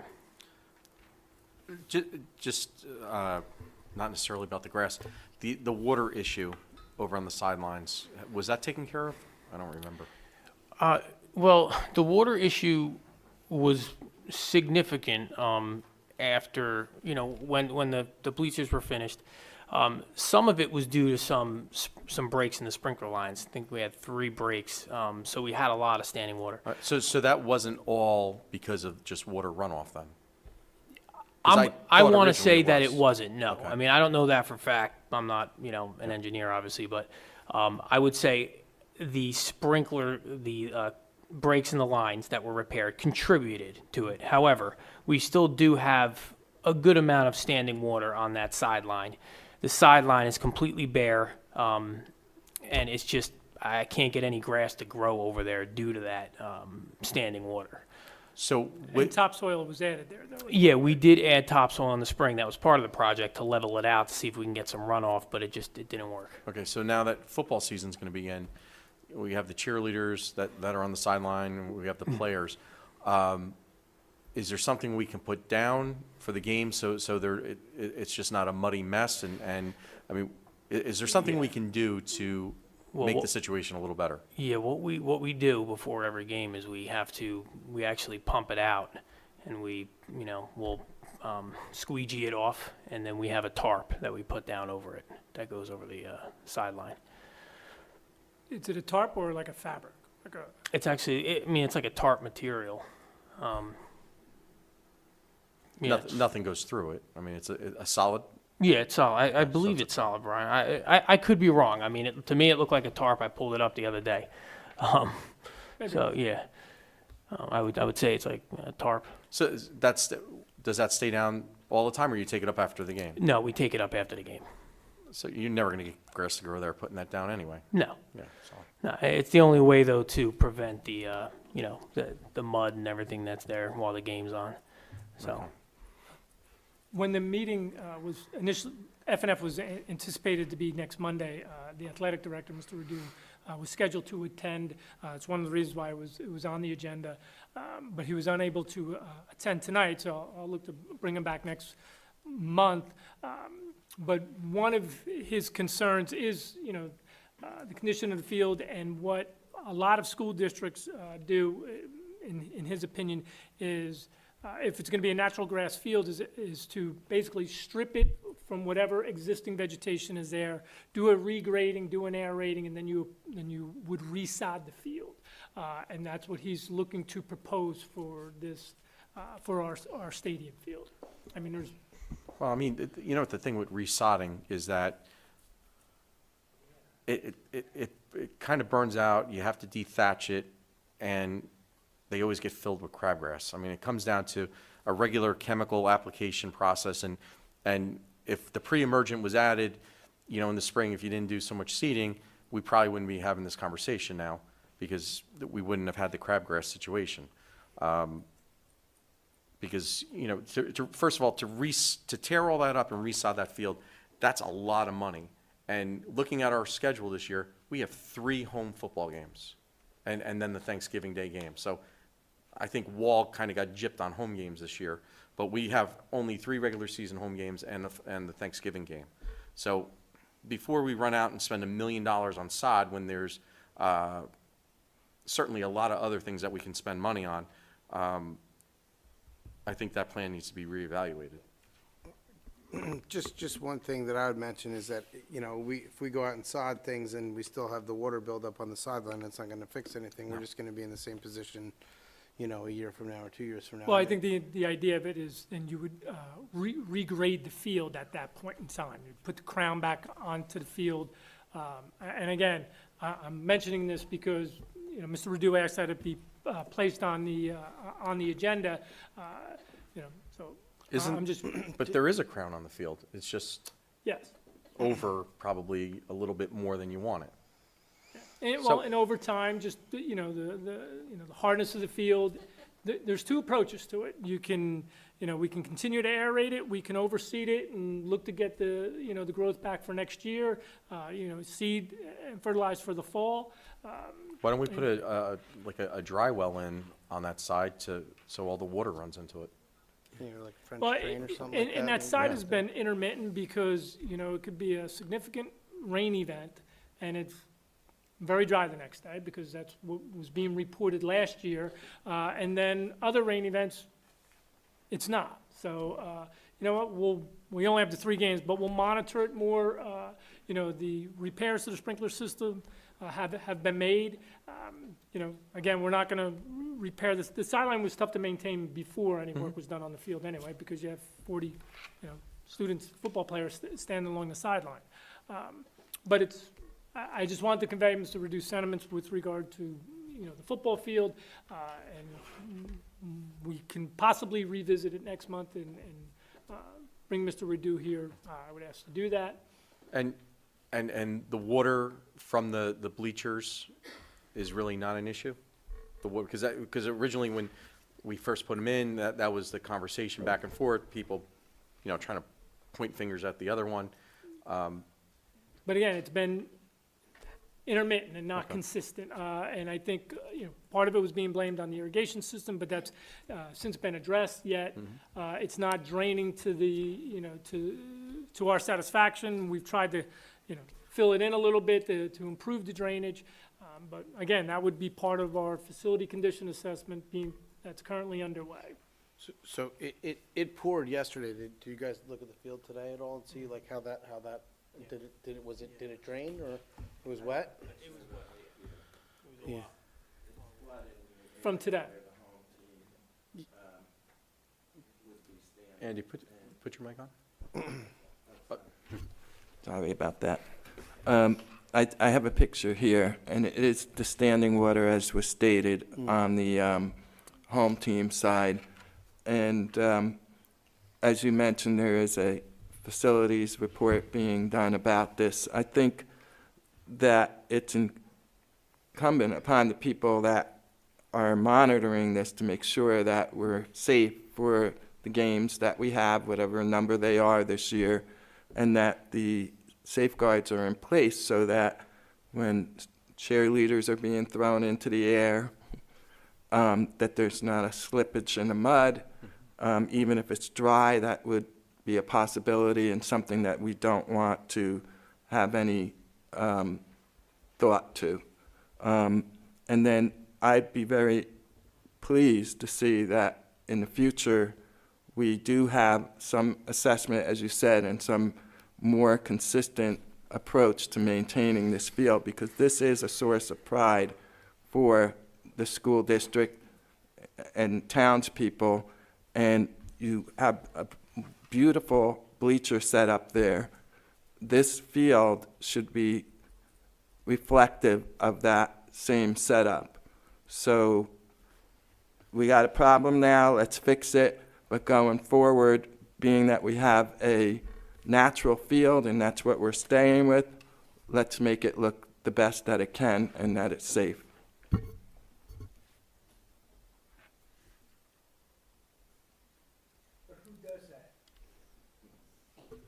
The engineer?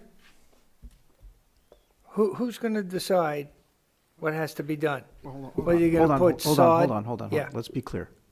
No one has said the field is not safe. I'm not saying it's safe. No, I just Not wanna- safe. Well, we were talking about making sure it's safe, and you said who does that. I want to make sure that no Oh, one no. has I didn't mean said that. the field is not safe. No. The field is safe. The What question is, I'm who's- saying who's is, responsible who to fix makes it? the decision for fixing the water? Whether it's going to be sod, whether it's going to be grading. Well, as part of facility condition assessment, if that's identified as an area in need, which obviously it will be, part of the scope of work moving forward would be how is that addressed? And that would be identified by the architect's engineer, because that's going to be site work. Everyone good? All right. Number 10. Student transportation facility. Currently, the update on the airport is, we're somewhat waiting. The township has been in discussions with the owners of the airport. There's been no approval as of yet, so we're still waiting to hear. I just know that they've been in discussions with what Mr. Antaki is proposing to them. So we have no additional information as far as moving forward. With regard to Howell, the work being done by the water company is scheduled to start in January, with the idea that it would be completed prior to the end of the school year, June or July. And I only say that, I bring that up, I reached out to Clayton Block to find the current status. I will not be able to speak with anyone until the end of the week. But based on the discussions of last year, we have till the end of this year where we can remain there at the location on Old Mill Road. But we are now into September, so July is going to be coming around relatively soon. So we need to start, I think, making preparations one way or the other in the very near future. Whether it be obtaining, like if we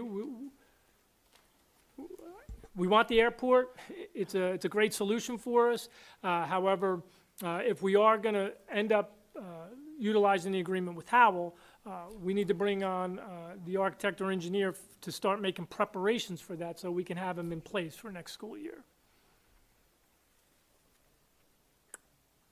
So, should I be obtaining a proposal from the site engineer, Edwards Engineering, or the architect, or holding out till October? See if anything transpires in the month of September?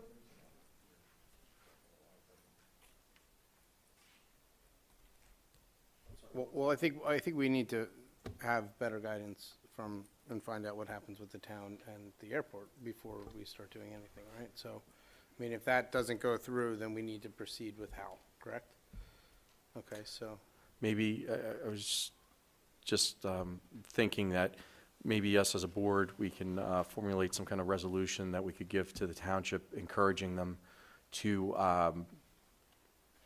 pursue the airport situation, because it's going to benefit the district, certainly benefit the taxpayers in town, because it seems like it's a win-win for us. So that, just an idea I had, that maybe us as a whole board, show our support for having this potential bus compound in town. So I don't, oh, what does everybody think? and it also might be something nice for the board to go out and visit, both of the sites, as there's going to be 3 new board members, so that they can familiarize ourselves with the 2 different properties of Howell and everything else. And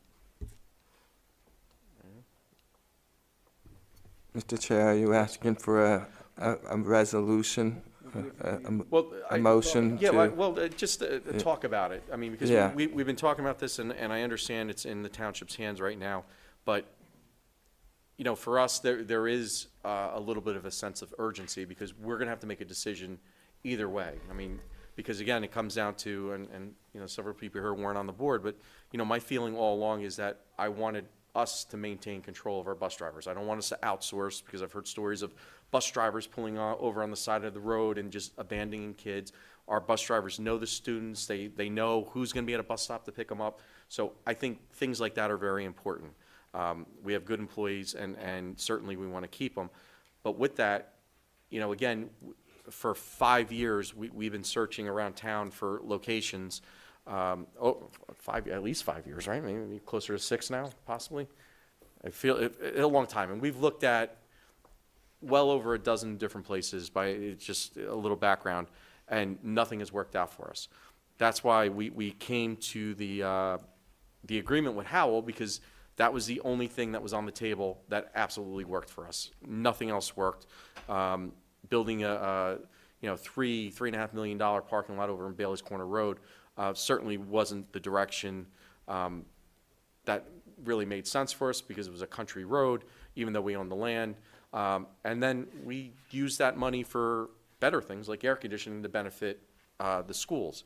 So Howell's certainly still on the table, because it protects the employment of our people, lets us keep our buses, our bus fleet, but the airport honestly would probably be a much better thing for us.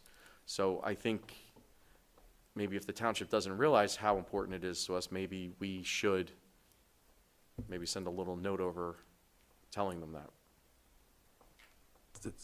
So maybe Mr. Gross can help us out with regard to how we might contact them. Right, Do I we think- need a resolution? Well, here's, the discussion is if the majority of the board wants to take that route to do a formal resolution, we can certainly prepare one for your meeting on the 24th.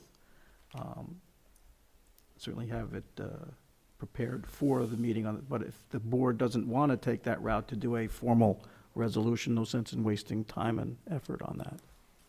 Do we know when September's town liaison is?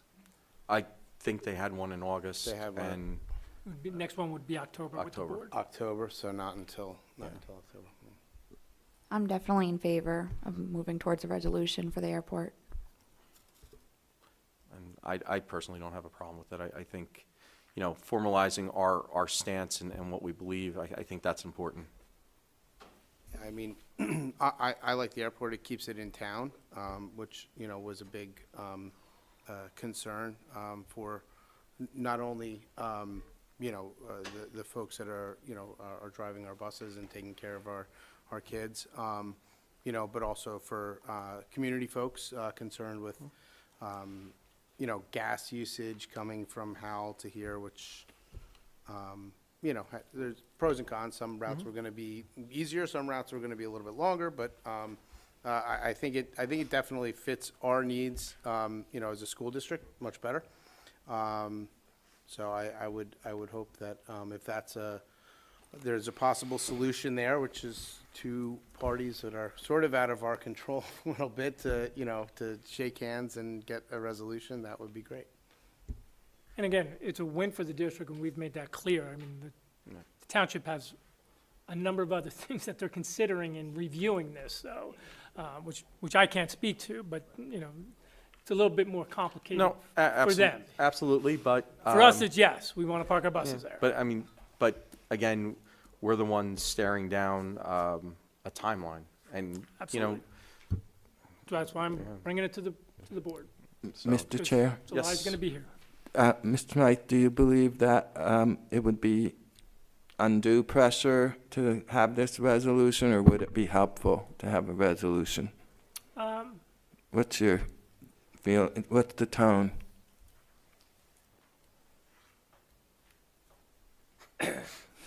I mean, I mean, honestly, I think they realize the importance of it, Okay. or the benefit to the district. They do realize that.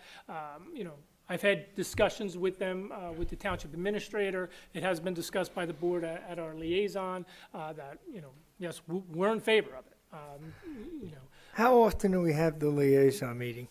every other month. With the Every board other members. month. So we've been Yeah. telling them every other month, so now we're gonna hit them with a resolution. Well, no, I don't think so necessarily, because it only came up, what, at the end of June, July, right? So, it says here, Mr. Chair, on the committee, this is outdated, but first Tuesday of, it says even every month, 8:30 a.m., that's liaison to township committee. That's what's written here on the So, website. every other month is board members, but every month the superintendent and business administrator. Yeah, it looks like August, this is, I guess, last year, to August, October, December. Would that be the same then this year? That's It's that's every what's even ahead. month for board members. right, So- which is, so the point is that we might not have had a liaison meeting yet. Well, if we had one in August, Well, we did. there was one in August, but do we know who went, or? they're no longer here. Okay, so maybe, you know, I don't know if maybe, before we do a resolution, I don't know if waiting till October is, you know, so we can have the actual meeting, or maybe have a separate meeting or something like that, or bring them into a special meeting for it. And again, I don't know that a Possible. resolution is necessary, because they realize, I think, the district's position on this. And I think the point is not to necessarily do something that's going to make, that's going to jump in front of what they need to work out, right? And their approval, or, you know, not approving it, is not a result of the school district going there. It would be the other contingencies on that proposal that we've received. The other aspects of what is being proposed out there. Which You know, again, which is out of our hands and we're not familiar with, and, you know, from our standpoint, it's just, you know, parking school buses. And if he's able to do something of a broader scope, then we would be able to park our school buses there. But again, it's the broader scope that the municipality has to, you know, deal with and address. But my concern is, you know, we're entering September, and we're gonna have to start planning, whether that be bringing on our consultants in order to, you know, make the proper arrangements so that we can implement, you know, for the following school year, 1920 school year. So you mentioned that 2021. they anticipate that project being done by the end of the school year. And if we have to be out of Clayton possibly by the end of the school year, that doesn't leave a lot of time for us to, No, well, some of the work that we would do could be done at the same time as the water company doing the work on where they are. You know, for our purposes of office trailers, utilities, et cetera, that would not be impacted with the work being done by the water company. but that's stuff that we would probably have to get in place February, March? Well, prior to July, that's why, you know, Yeah, we so, need to do utilities. design, we need to go to bid, we need to, you know, yeah, so there's quite a bit of work that has to be done before we even get there, and money's gonna be spent Correct. to get to that point. And I don't wanna spend money on something that we might not even go to, so. All right. So we'll hold off on any kind of formal resolution. Okay. We could also, I mean, maybe if Brian, you could reach out again and see what happens, and if we get some type of other responses, we can figure out what happens between now and the next meeting. So- I believe they're gonna be they had their meeting last week. I spoke to Mr. Bertrand. After that, he contacted me and said he was looking to meet with the owners of the airport again this week. But, we're not gonna meet again as an official board till the 24th at the board meeting, and then our committee's not gonna be till October. So if I need to bring things or obtain information from our consultants for our next committee meeting, I need to start moving on that now. Otherwise, it's gonna be November. And then, we know what happens when we hit December, and Right. it's July. So, but I'll communicate with Mr. Bertrand again. Perfect. Okay. Thank you. Thank you. Number 11. Long-range facility plan, they've been continuing to work on their facility condition assessment. We're setting up a meeting at the end of the month to meet with them and go through their work to date. I think they're looking to put some budget estimates to some of the things they've identified. And perhaps, if they're going to be in a position to do this, is have them attend the committee, the F&F committee meeting in October, and to give an update of where they are. Additionally, we have the demographer who's doing the demographic study. He's been in touch with the township. He's receiving information from the township that he requires to do his study. Building surveys have gone out to the building principals, and they've been returning them to the demographer. We're also looking to schedule a meeting within the next 2 weeks with him to meet and have discussion with the building principals. So hopefully that may come to fruition so that we can have somebody there, have him possibly attend a meeting in October as well. But that may not be till the following month, depending on when he completes his report. I just wanted to provide that update with regard to the status of the long-range facility plan. If there's any questions on that, or? Anybody have anything else? Maybe for next month. I know we mentioned a couple months ago, the observatory over at Allenwood School. We haven't heard anything about that, and I know, that was the money, the last of the money the Wall Foundation for Educational Excellence donated to us, and it was going along, and now it's been 3 years, maybe? It's been up? No, longer than that. My understanding, because they were talking about it before I came on the board, so I'm trying to gauge a timeline here, was that the building structure was up, but there were components that needed to be put inside that in order for it to work, if I'm not, I could be totally wrong. If but I think could it's- just add, Yes. Mr. Adenizio, 2 years ago, the structure was intact. There was an issue with the sliding door off its track, but that was fixed. I think the primary issues that are keeping, and we can have Mr. Lee possibly provide a report, the primary issues are more software, and we've been working with both InfoAge and actually a resident in Wall Township, which we can give you more information on it next month, and we're getting much closer to actually getting that operating now. But I'd like Mr. Lee to come in on that conversation, being that he's been working very closely with the person who's been working on the observatory software and some of the hardware also. Yeah, So maybe we can have Mr. Lee attend our meeting next month, because, I mentioned before, this is a very unique thing that's incredible, and the way it was laid out to the board, and the benefits and to the public and everybody else, I look at it every day. I pull out the end of my street, I look straight across, there it is, with deer wandering around it, and to me, I think it's a sin that it's not up and running yet. So Yeah, we certainly need to light a match under some feet to move it in the right direction. Maybe also we can invite the gentleman who's helping out, if he's willing to come too. as Yeah. community member, and he can maybe shed some better, I am not an astronomer or. No, but certainly if there's something that this board can do, resources or Yeah. something to move it along, to get it up and running, I think we should do that. Oh, and I think, I think it'd be very interesting for folks either coming to meetings or watching the meetings to know about it, because there's probably a small Yes. slice of pizza of, folks that know or are aware of it in the community, so. Sure. There's also a big curricular benefit to it for students and for teachers.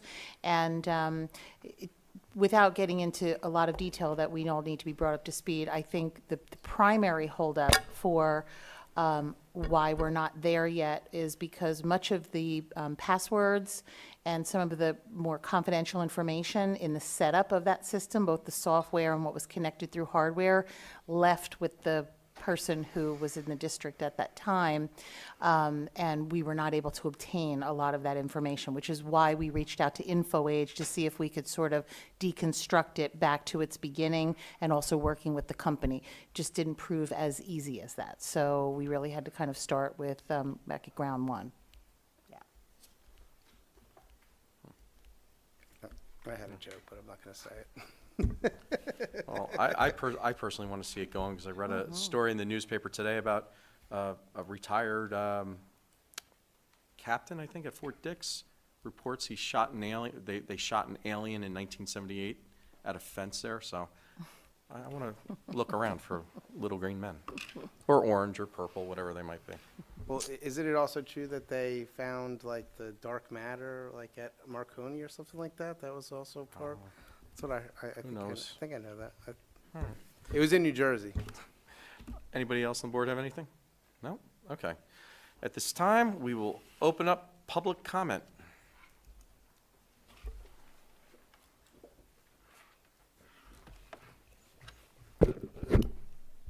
Good evening, Gail Marr, WTA President. Going back to the trailers, I've been in my room probably for about 5 years. And if you asked me what I had in my room to make a list so that the district could make me whole, I would not be able to do it. I'd get a lot of things, but there'd be things I forgot, and those things that I forgot, I paid for. And it's great that the community is getting behind those teachers. But Ally, I believe, has been out there since the trailers were there. That's a lot of stuff.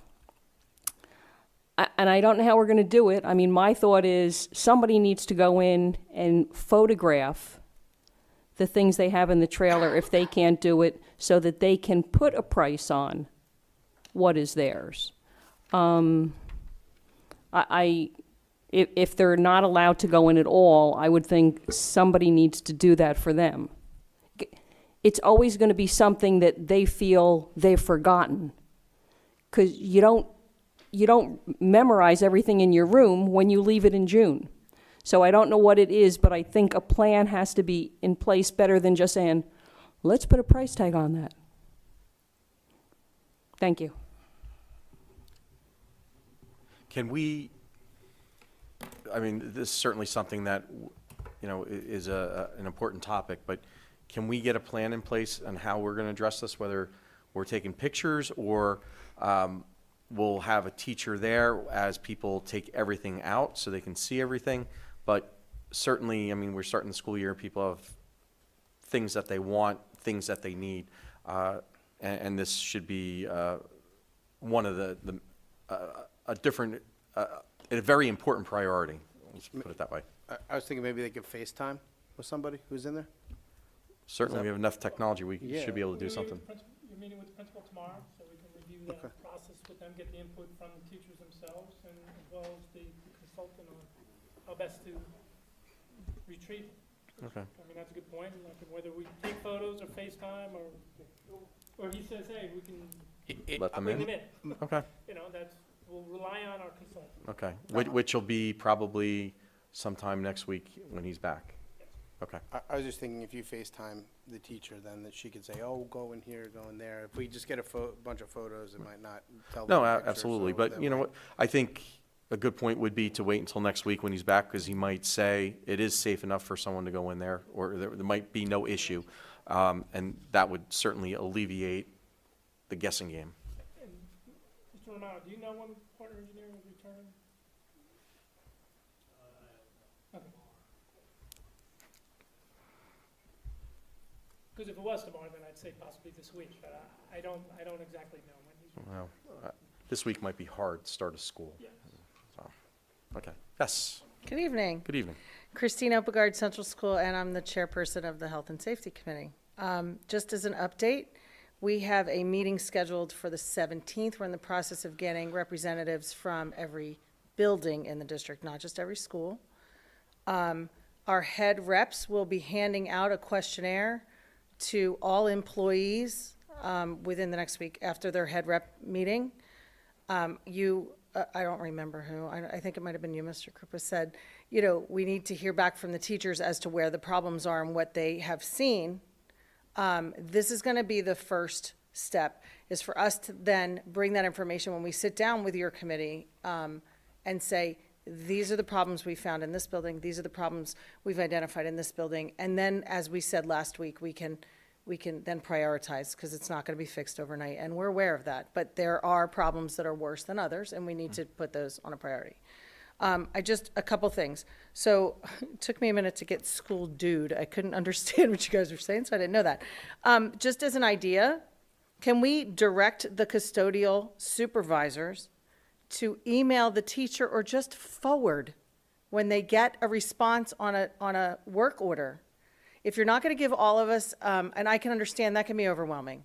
If you're in a room with problems, I mean, I could pretty much put a work order in every week if I wanted to.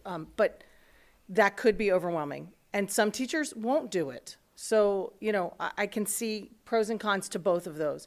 But if you can just have the custodial supervisors forward the response back from Bob saying, this was done, this is what we found, this is what needs to be done, it does give us that somebody's listening to us. Something was wrong in this room, and it was addressed, because a lot of the work is done when I'm not in that room. I mean, it's done at evening hours, early morning hours. So that would be helpful for transparency and just for that communication. And if the teachers can be added, I can see pros and cons to both. I really can. I think it would be good to have teachers added to a point, and I think that that's going to come with building trust. The teachers will be willing to put in those work orders, because you don't want the target, and in the past, you've been the target. So Nobody's going to be targeted. I understand that, and I have Like, your word on that, and I believe you. Believe me. I do. And it's just not my word. I got 5 other members sitting here that feel exactly the same way. So that, you know, that culture, that idea is dead. That doesn't exist anymore. And that's a breath of fresh air. Thank you, Ralph. Thank you to everybody. So, Mr. Smythe, you've been talking about, and I want to make sure I got it right, the facility condition assessment and the facility project report, which now I understand are part of the long-range facility plan. Is that correct? Mr. Smythe? I'm sorry, Mr. Agnizio. Yes. Can I ask Mr. Smythe that question? Mr. Mr. Smythe, Agnizio, can you get that answer for me? Do you have that answer? Facility condition assessment is part of the process of developing the long-range facility plan. So you're, Mr. Agnizio, you're in the process of completing a long-range facility plan right now? Correct. Correct. They're doing walkthroughs of all the buildings. Who is they? Our engineer, I'm sorry, and Okay, do you have an architect. the name of the engineering company? It's the architect, it's Spiesel Architectural Group, Okay, Spiezle. They were approved several meetings ago. that's fine. And when is the deadline for that long-range facility plan? Because obviously we want to look That- at it together. We don't necessarily have a timeline on it. They're going through all the buildings. They have a process. They were, and correct me if I'm misspeaking, they were going to meet with the administration in the buildings. They were doing walkthroughs, doing their notes, having follow-up meetings with Mr. Smythe and Mr. Romano. So it's whenever they complete it. And the most important thing for us is to make sure it's completed correctly and that they have all the information needed, because what they find is how we're going to proceed going forward, whether we're going to look at referendums or use budgetary money to fix different things. So we want to make sure it's done right. That's the most important We're thing. currently scheduling a meeting the last week in September to review the current, the status of where they are. So, you know, we're not receiving the report this month or possibly even next month. I would say at the earliest it would be November. Okay, and Mr. Anisio, a reference was made to the facility project report. Is that the same thing, or is that something different? Facility project report is what Mr. Romano updates us every month on different things going on, such as the paving, and So that was Mr. Romano's report that I heard him say, that this was happening at this building? that- yes. Perfect. Like the paving at Old Mill School, the back part won't Gotcha. be done until October. Okay. And that's a report we get every month. Thank you. Just as a point of correction, and it's really minor, I think, but on the change of use orders for Central School, the speech room that's now a resource room and the supervisor's office, it's listed as carpeted. Neither of those rooms are carpeted, they're tiled. So that's, I just noticed when I was flipping through it. Mr. Romano, is it going to be carpeted, or is that just I hope a not. mistake? Please don't carpet anything ever again. Okay. Okay, and now I want to go to one more thing. You were talking about air quality testing throughout the district. And it isn't really feasible to do the whole district. I think it's going to cost you a whole lot of money to do. But can you please be proactive and do air quality testing in any room that has had a water leak?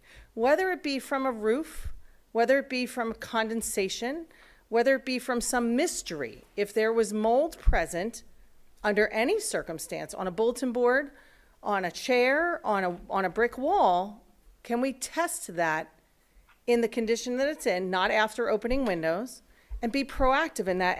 And someone over here said, and again, I'm apologizing for not knowing names. Somebody said, you know, let's not really care about what other districts are doing. Can we be the leader in that and say, no, we're going to say there was a water present in this room. We all know, I'm not a scientist. I'm a special ed teacher, but I know mold grows in water, and it needs to have some kind of food source. I know that from basic science. So can we be proactive in that and be ahead of the curve for a change in that, and not worry about what other districts are doing? Do what's right for our kids and what's right for our building. And I appreciate those of you that brought that up, because I think that's so important. The head custodians, the principals, and the teachers know what rooms have had ceiling tiles changed in them over and over and over and over again. They know. The teachers know. We know where the hallway leaks are. We know where Niagara Falls happens when we have a northeast storm or heavy snow. So it's not a big secret. Those rooms need to be tested. And rooms such as we have in Central School, we have rooms that have no windows to open. We have several of those spaces.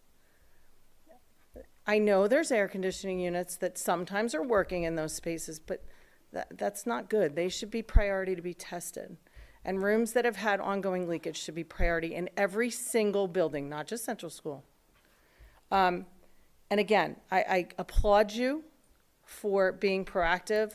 Mr. Agnizio, as soon as we have our meeting, I'll be reaching out to you so that we can figure out what works best for your committee and our committee to meet together as a committee that have the same goal in mind. And I appreciate your work that you're doing.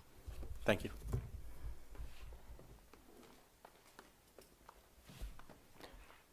Mr. Romano, just something that you brought up. Rooms with no windows, in general in the district, do you find that those spaces have more problems, less problems, or is it just, it doesn't really matter?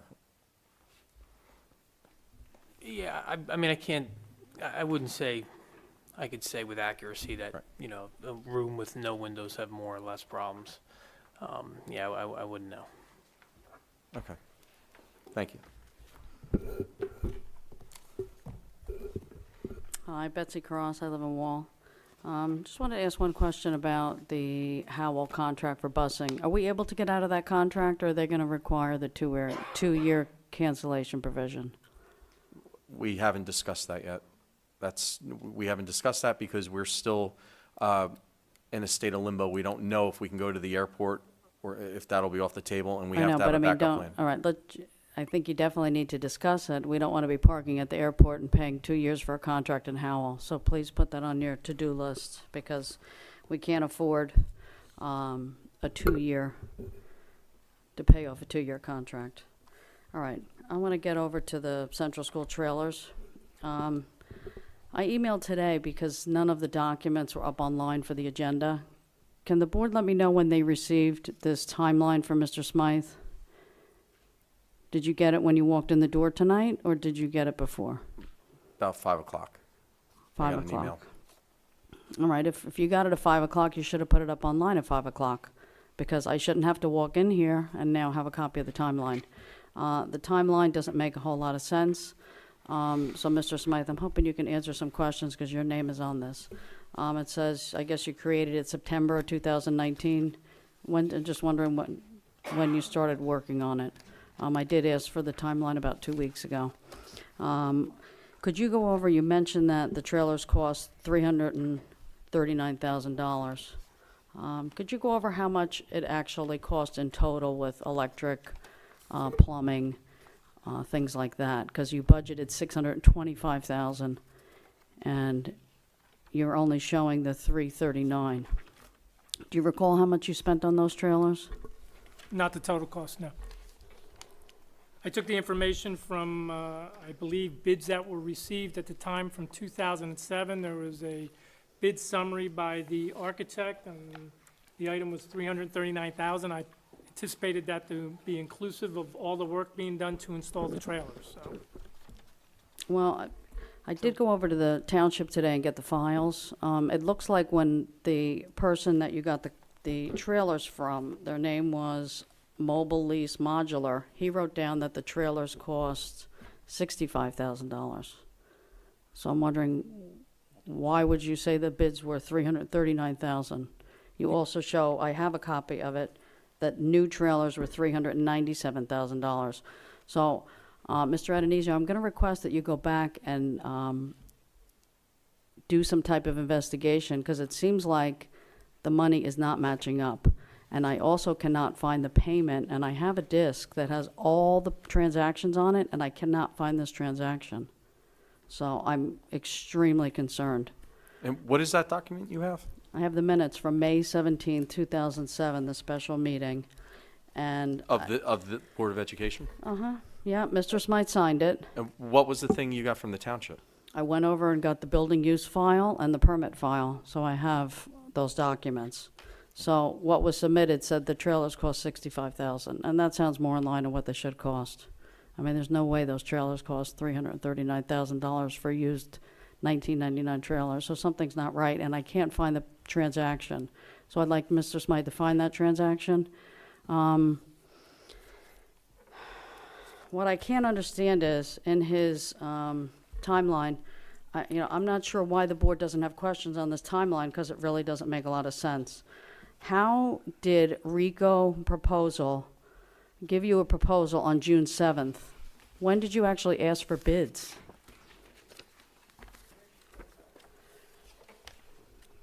Could you go over how did they drive by and just say, wow, those trailers look terrible, let me give you a bid for $65,000? How did they come up and just give you a bid?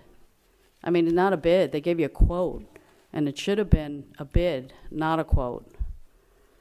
Mr. Smythe, Mr. Romano, Ms. Mr. Cross. Adonisio, can they answer that question? I think it's very important we know how you got So, these Mr. Romano, quotes. can you go through again how we go out for contractors?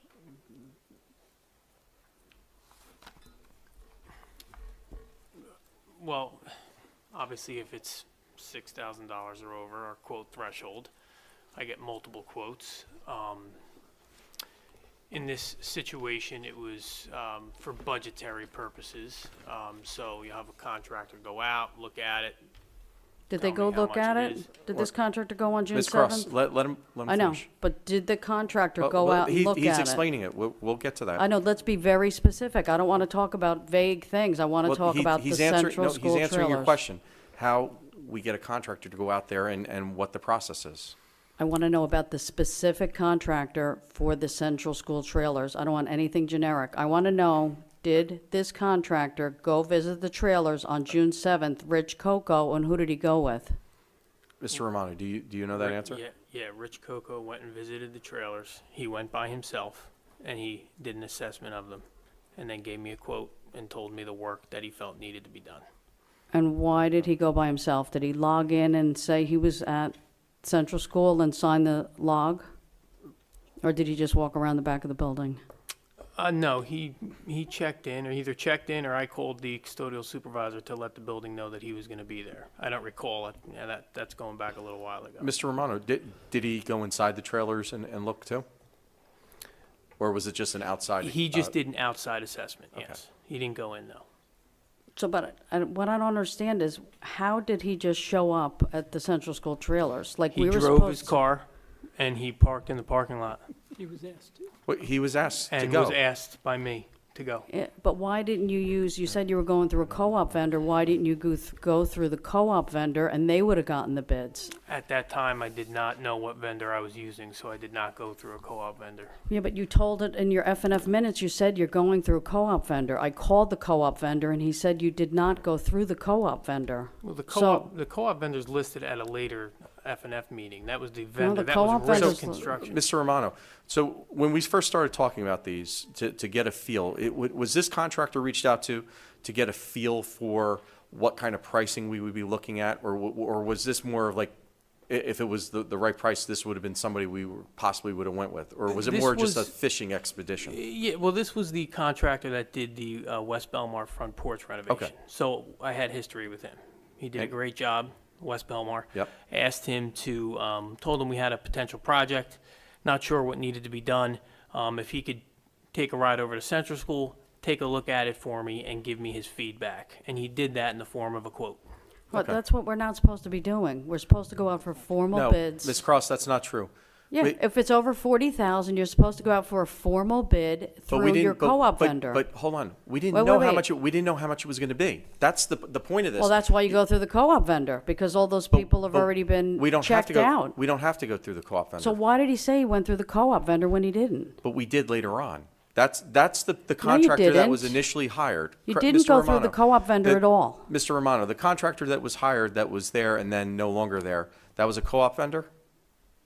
Yeah, Risk Construction was a co-op vendor. Okay, so the But you person that didn't did go the through West, the the West co-op. Belmar work went out more or less as a courtesy to give you an idea of what We was don't going need on. people to go out and do courtesies. So We need to do considering- proper bids. But Considering we do, because that's how you find out, you get a baseline for what you're looking at. You can't just assume something is $40,000 or something's $100,000.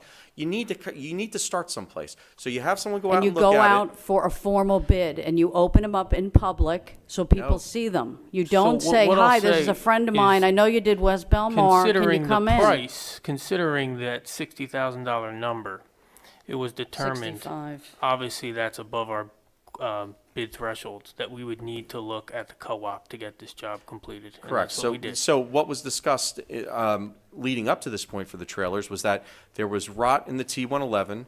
We were going to take the When did you T111 discuss that, down. Ralph? Previous meetings. Yeah, what meeting? Off the top of my head, I couldn't tell you. It should be in this timeline. This Ms. Cross- timeline is very important, and this timeline is missing a lot of important Ms. Cross- information. Do you And- understand that the board has taken action that no students are going to be in here, okay? That doesn't matter right now. What Well, matters it is we does almost matter. got, what matters is we almost re-sided it, put in some new windows, and had kids in there, and could have had harmful effects for the rest of their life. So now I'm trying to get to the bottom of, why did this happen? Because it shouldn't have happened. And I don't know, they didn't even it- go it in the didn't trailer. happen. And they It they didn't didn't even happen. go in the trailer. Did they go underneath the trailer? But Ms. Cross, Right, do you well- do you understand? Do you understand how this works? I understand perfectly No, how this you're works. missing something, because I'm not missing anything. what we all thought going into it was the T111 needed to be replaced because there was rot. So That's what you thought? That's what everybody thought. None of us have X-ray vision. You don't have X-ray vision. So I can't walk up to a place and say there's bugs in that wall or there's rot in that wall or anything of that nature. So there was no way any of us could have known. So what we did find out was that a contractor did go out. A contractor He refused. didn't even go a in the contractor trailers. No. But we don't But- even know why. What we do know is a contractor went out, contractor refused to do work because he said, as we learned at the last meeting, they should be scrapped after it was opened up. And he was that's- a and that's what we non-co-op found out. vendor. How did you find HTHI? How did they come into play? That's the co-op vendor, correct? No, No. HTHI was after the co-op vendor. Oh, okay, left. okay. So how did you find HTHI? The non-co-op vendor, and you wrote down it was a co-op vendor. Mr. Romano, do you know how? Well, I got additional quotes after the It was- co-op vendor whose wrist left. And how many quotes did we get for that? I think they're all attached to the, Was Bravo Construction part of the co-op? Bravo was not, no. No. He did not quote. How about George Cruntis Painting and Construction? Were they part of the co-op? No. No. No. So why are we going to all these people that are not in the co-op, and you're telling us and putting it in writing it was in the co-op? I'm going to show you a few pictures, and it was pretty evident to a bunch of other people about what the problems were. Just so clear, though, that's an inaccurate statement, that these contractors were presented as though they were co-op vendors. Okay? I'm, they I'm weren't. reading your July 1st FNF minutes, and I'm reading your August 5th FNF minutes. And both of them, you say co-op vendor. And Yes. how did you get in here saying 38,000 when nothing in here shows 38,000? Why would you write in your FNF minutes 38,000 when nobody's bid was 38,000? That doesn't even make any sense. Because that's what was discussed at the meeting.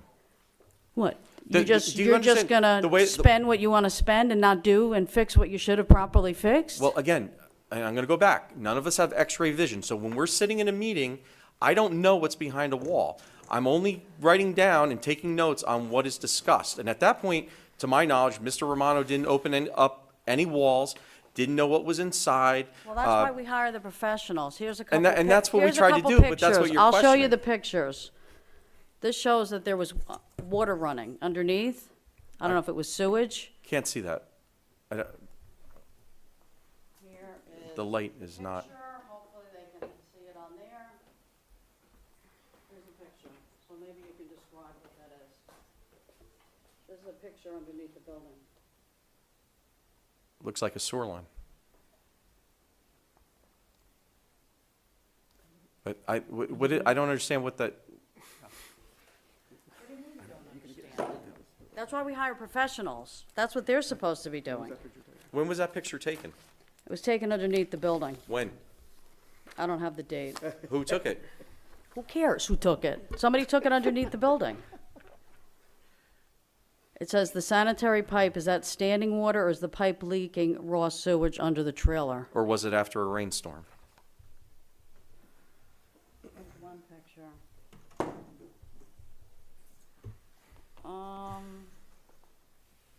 This one here is the cement blocks. When was that picture taken? The same day as the other picture. When was that? Before you shut it down. Okay?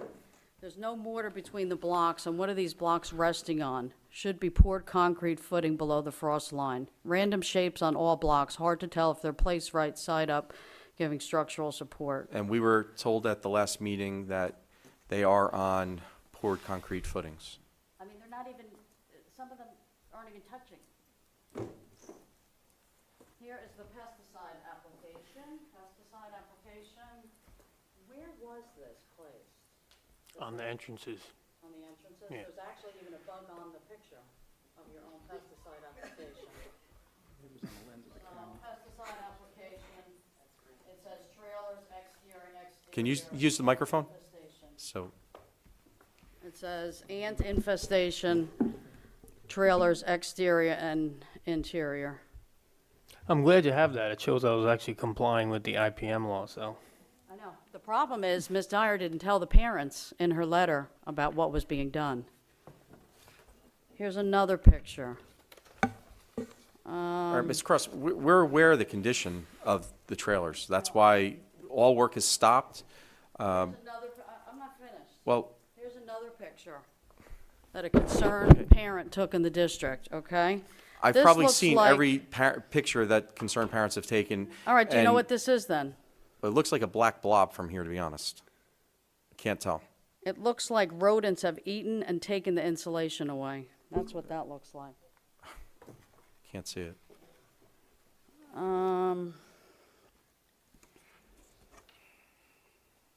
This is another picture. You got garbage underneath the trailer. There's like tires, so I guess it's cheaper to just dump them under the Central Screw trailer and go to the dump. No, that's actually we found out about that. That is actually the wheels that transported them to that place.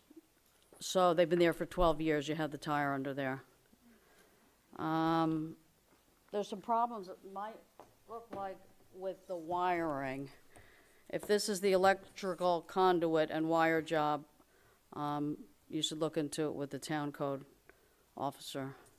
Some of the wiring does not look Right. like it should. This is all underneath the trailer that they were just going to fix. Somebody didn't even come in. We didn't go out for bids. We told we're in the co-op, and they're not. Ms. Cross, do you have any questions this evening? Because we'd love to hear the questions. Because the pictures are blurry to us from Here's sitting another here. one. All right, Ms. Cross, please Another direct it towards picture. the board. Another picture. The problem is somebody needs to be held accountable. You were just looking to fix the problem, get it in at your price, close it up, have mold in there, get the kids in there at the start of school. Everything that's been said these last 2 weeks have been, one lie after the next about what we did. We went to a co-op vendor. We're hearing you never went to a co-op vendor. I actually called the co-op vendor, and he said, no, they never submitted anything. That's the whole purpose of the co-op vendor, so that you're following your own procedures. Mr. Smythe has an entire manual he's supposed to follow. For somebody that's being paid the amount of money, his $250,000 compensation package, this is not what we should be getting. He should be put on paid leave. The purchase until yesterday should be investigated. None of these documents with the bids are even date stamped. I don't know when they came in. He actually has in his own timeline that the one quote from RIS is dated a different day than he even attached. He has it dated 6/14, and in his timeline, he has July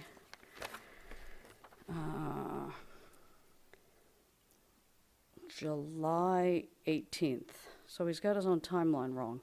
So there's no date stamps on any of these, and I even immediate accents them. Mr. Smythe said he had 9 open Oprahs. He only shows 2 in his log, because all of mine are just not even in there.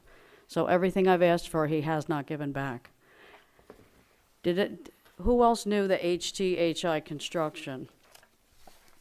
Anybody else on the committee know who they were?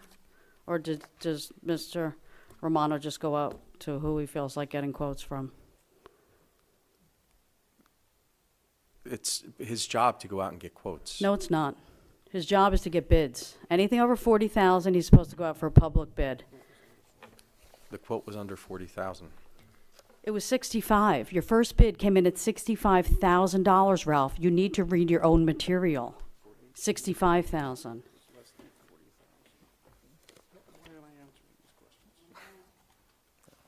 For that purchase order preview, how do you have that dated July 26? I never got an answer on that.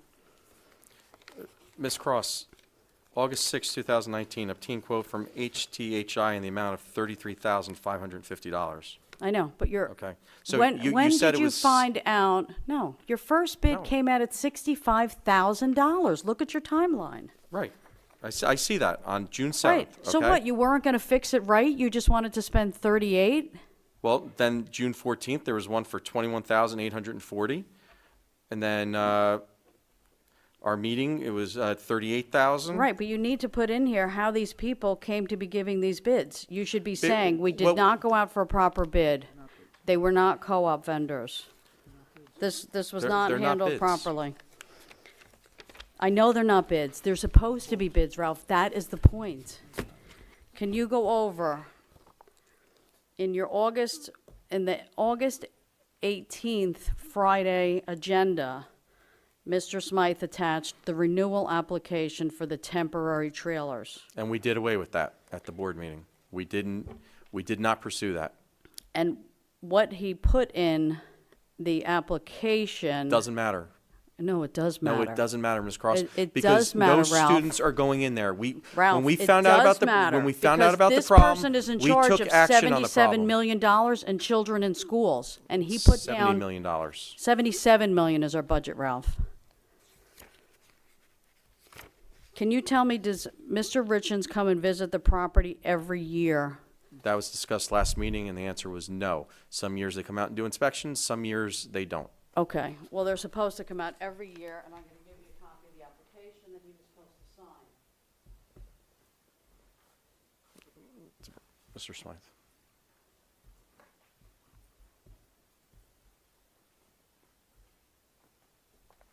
Brian was supposed to sign it, Cheryl was supposed to sign it, and Lester Richmond was supposed to do a walkthrough.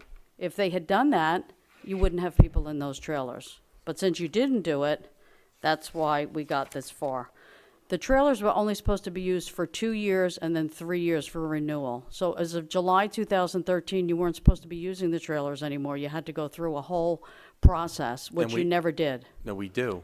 You That's just what was said on- that Mr. Richens wasn't visiting the trailers. That's what we found out at last meeting. Right. But And you were subjecting the kids to those trailers in those conditions, and they should not have been in there. Mr. Smythe was not following his own procedures, and neither was Miss Dyer, and maybe that's why she's not here tonight. With regard to the renewal for temporary classroom space, the decision by the county executive superintendent or his designee to visit, not visit, that's their determination. However, we received the approvals from the county executive superintendent to utilize those spaces each year. When I look at the original application, you have mistakes in your original application. So that's why the whole investigation needs to start at the original investigation. I printed off your website, your bids and quotes for 2018-19 and 19-20. There's nothing in here for the trailers. So why is that? There's no summary sheet for the trailers now.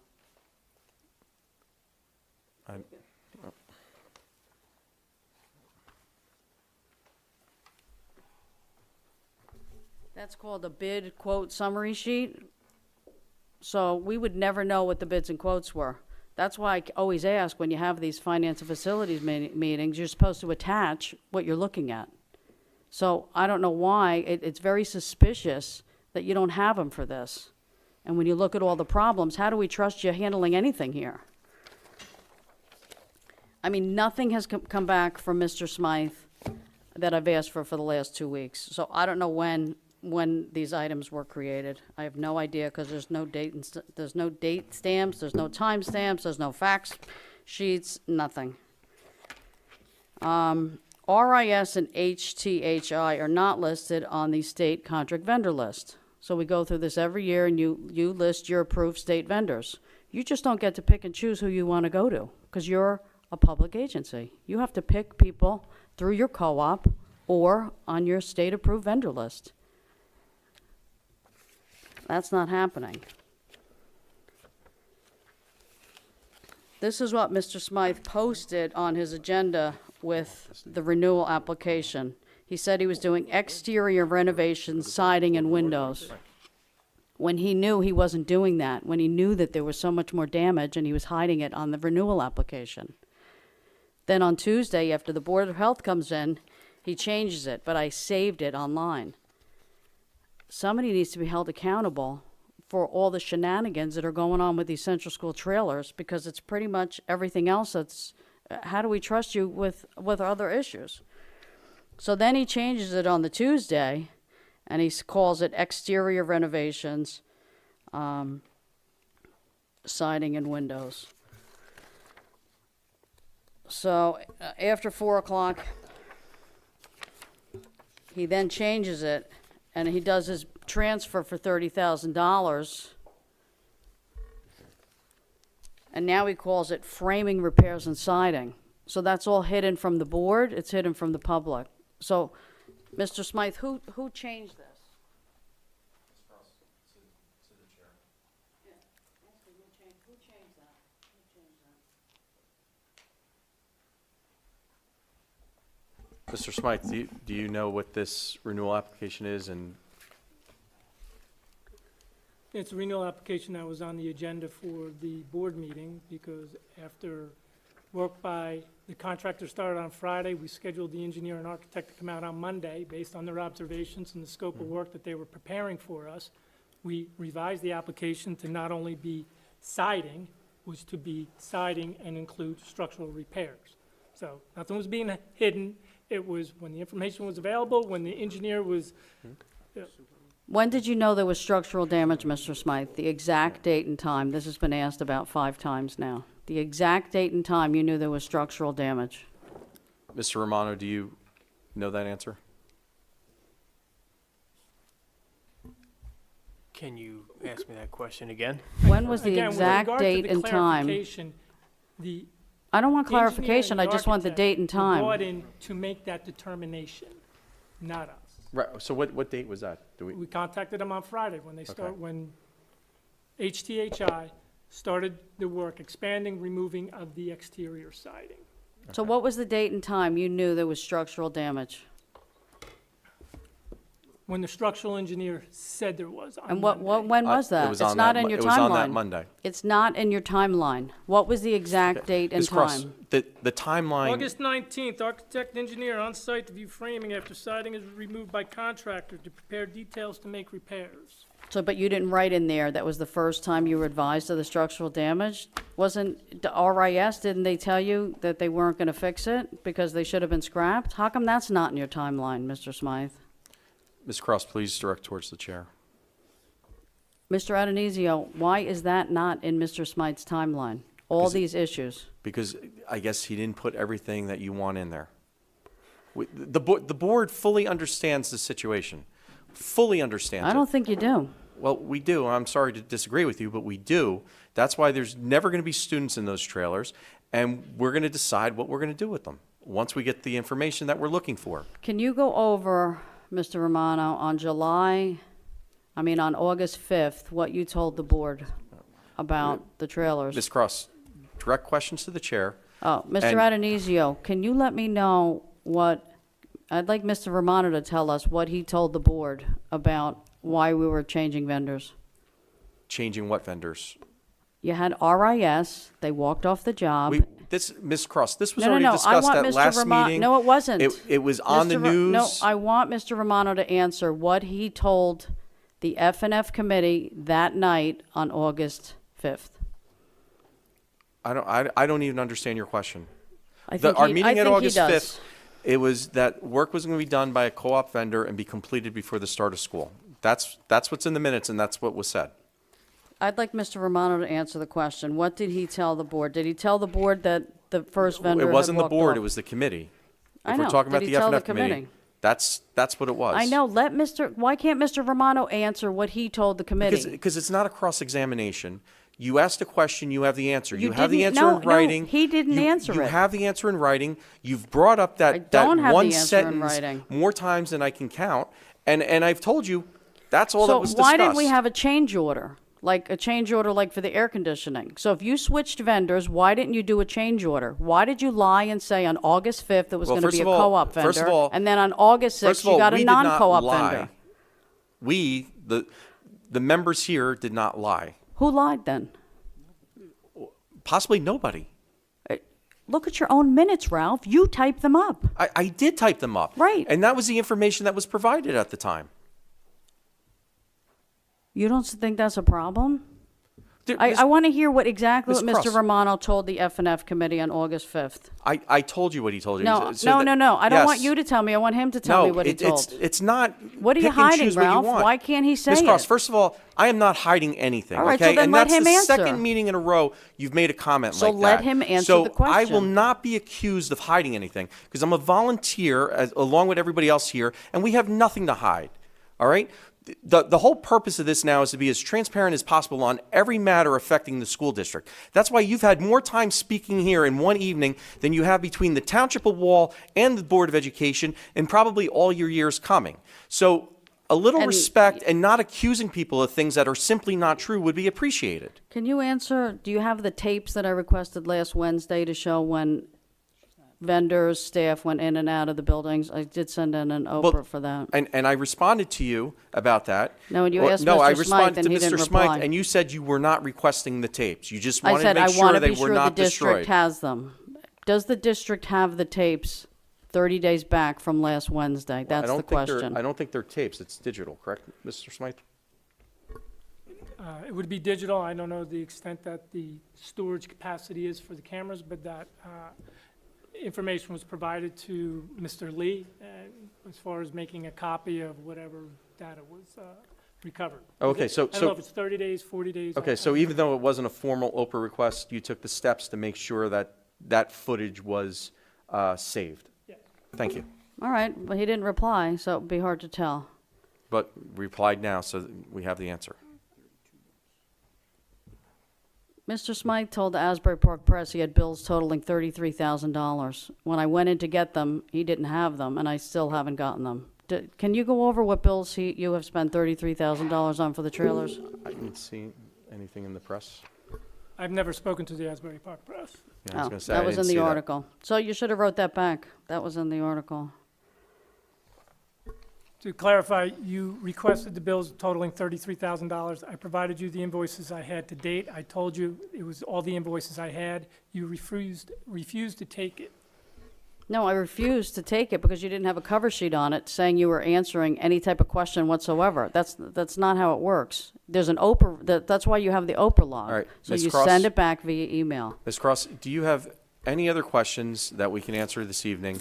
Because you are now at 32 minutes, and we are being as accommodating as possible, but I know there's some people behind you that would like to speak, and essentially we are beating up a dead horse at this point. It's not a dead horse. That's what the company you bought the trailers from submitted. It said the whole purchase price was going to be $170,000. I If thought you were just gonna said it pay- was 65,000 before. It was 65 for the trailers, 52,000, you had electrical and plumbing. So that's the total, 170, but Mr. Smythe has in his minutes that the trailer was 339,000. So I'm wondering where the other $400,000 went. So I'd like the board to research that. Yeah, Here's the minutes.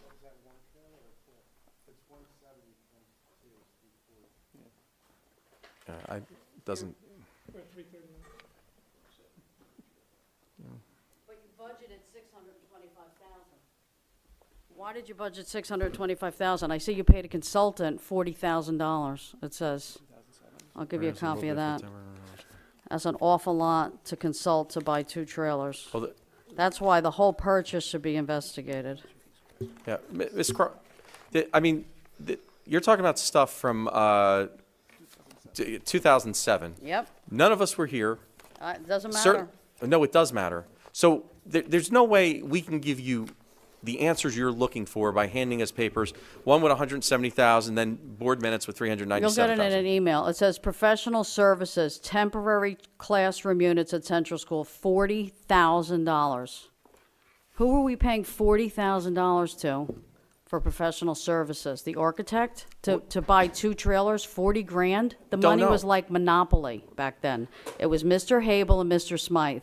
And Mr. Mr. Carhart- Hable is not here anymore. Right, but Okay. Mr. Smythe still is, and his name is over all of these documents. Well, it makes So sense he'll- because he'll he is the can business remember. administrator. Right, so he should be able to remember. I can't find the transaction of when they paid for Ms. the Cross, trailers. you cannot seriously think he's going to remember something from 2007. He knew what he paid, he told us what he paid, he must have looked it up somewhere. Professional services, can you ask Mr. Smythe what that is? Profe- $40,000. It's a lot of money for professional service. To buy 2 trailers, 40 grand? Do you any idea if you recall what 40,000 could be? Back in 2007? Yeah. Take a shot. And if you don't know, that's fine. Professional because- services, temporary classroom units at Central. Well, as was discussed earlier, we should not be doing these things ourselves. We should be hiring professionals to go out to bid. So they were the consultants, they were the architect of record that prepared the plans and specifications that Yeah. contractors bid on, submitted to the Department of Education for approval, and that was their fee. That was, $40,000 to buy 2 trailers sounds outrageous. And That's Ms. why Cross, the money sitting- was and like you- Monopoly all right, and sitting why here Hable now, is not here. It does, and that's why, every year for my. $40,000, Ralph, you don't think that was a lot of money? I We're, just- we're having Ms. Cross, I parents just agreed contribute with books you. now. I just agreed with you. just as a clarification, if the estimate was in the 600,000 and bids came in at 339 for reconditioned trailers or over 400 for new Mm-hmm. trailers, you're talking about a fee that's about 10%, which is customary fees To for buy 2 professional used services. trailers, For preparing $40,000 plans, is Cross. specifications, outrageous. Bid documents and submitting to the Department of Education for approval. I have the bid Well, documents. Ms. It Cross, didn't take a lot of work. thing- It was about 6 pages. One thing we have learned here is that nothing comes cheap, unfortunately. Everything's got a price to it, and certainly I think things are priced very high with many things we have done, but that's just the way it is, and there's no way around it. And unfortunately, this is probably one of those things. So you're now at 37 minutes. I'm asking you to please wrap it up. I'm going to say again, we need an investigation from the beginning of purchasing the trailers all the way through today, because nothing is making sense. The timeline doesn't make any sense. We're running a school district, not a family business. You have to go out for professional bids. You can't just pick and choose who you want to go to and say, I'd like my number to come in around here, and then if it doesn't, okay, I'm going to go to somebody else. And you were putting the staff and the students at risk. It could affect them the rest of their lives. But And we it's have not a couple now because we people- took Oh, action. no. You've Oh, had yeah, yes, people yes, in yes. those. We You've took had action. people in those trailers complaining. 2 people have cancer. 1 had a very All autoimmune right, system. Ms. Cross, we're not talking about people's health. We are talking about No, people's we're- health. we're not- You were we're not supposed disclosing to- people's private You were health not concerns. supposed to have anybody in those trailers since after 2013. That's what the document says. That's and not you true, were not because getting the district approval. the district did get permission from the State Department of Education. No, you to didn't. continue I using just those. went and got the documents. Every year, Ralph, prove it. every year. Prove it. There's nothing signed. Everything that came back, there's nothing signed. Okay. So you need to prove it. All right, Ms. Somebody Cross. needs to be held accountable. Thank you.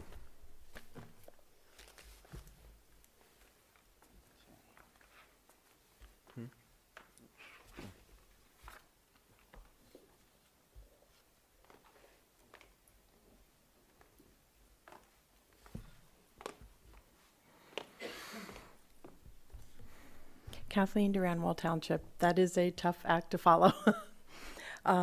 First, I wanted to mention, because you did the Howell contract, I'm going to say again that that contract is poorly drafted and fraught with mistakes. The Board of Education does not even own the land that they're making the subject of the lease. The town that does own the land, the documents that have been OPRA'd from the town show that the town has not been put on notice of any subletting, nor does it allow any subletting. So we don't even know that the lease is legal. I'd also like to point out one more time, in the hopes that you find legal advice, to go over the contract again, especially in terms of environmental liability. The provision as now drafted exposes Wall Township to potentially unlimited environmental damages. It does not underground contamination from oil and water. You will not be able to distinguish what came from the Howell buses and what came from the Wall buses. The unlimited liability provision in there for environmental contamination is problematic. It provides that our liability is unlimited. That means we don't get to go after Howell and say, you existed on this land for 20 years and contaminated it, and then we came along for 1 year, and now we are now 100% liable for all the damages. And oil and gas that come from bus depots and bus garages contaminates groundwater. And that is a very high-risk, expensive liability. I pointed these out multiple times. I had begged the board that night not to sign it until somebody had reviewed it again. Get a second opinion if you need to. I'm giving you gratuitous advice, but it's born of a lot of years of experience. And I also wanted to make sure, especially with the new members on the board, as to Oprah requests. I don't know whether the board is aware, the board members are aware, that it is their job to watch Brian in his fulfillment of his duties as records custodian. So when I hear someone like Betsy Cross, whether you like her personally or not like her personally, or find her irritating or love what she says, doesn't matter. What I hear as an attorney is that he is failing to meet his obligation under the law constantly. He is not delivering the requested documents on time, nor is he doing it in the proper method. So, for example, the documents that he attempted to hand to Betsy Cross, completely improper under state law. You don't get to do it that way. He has to record it. He has to give a cover sheet documenting what it's in response to.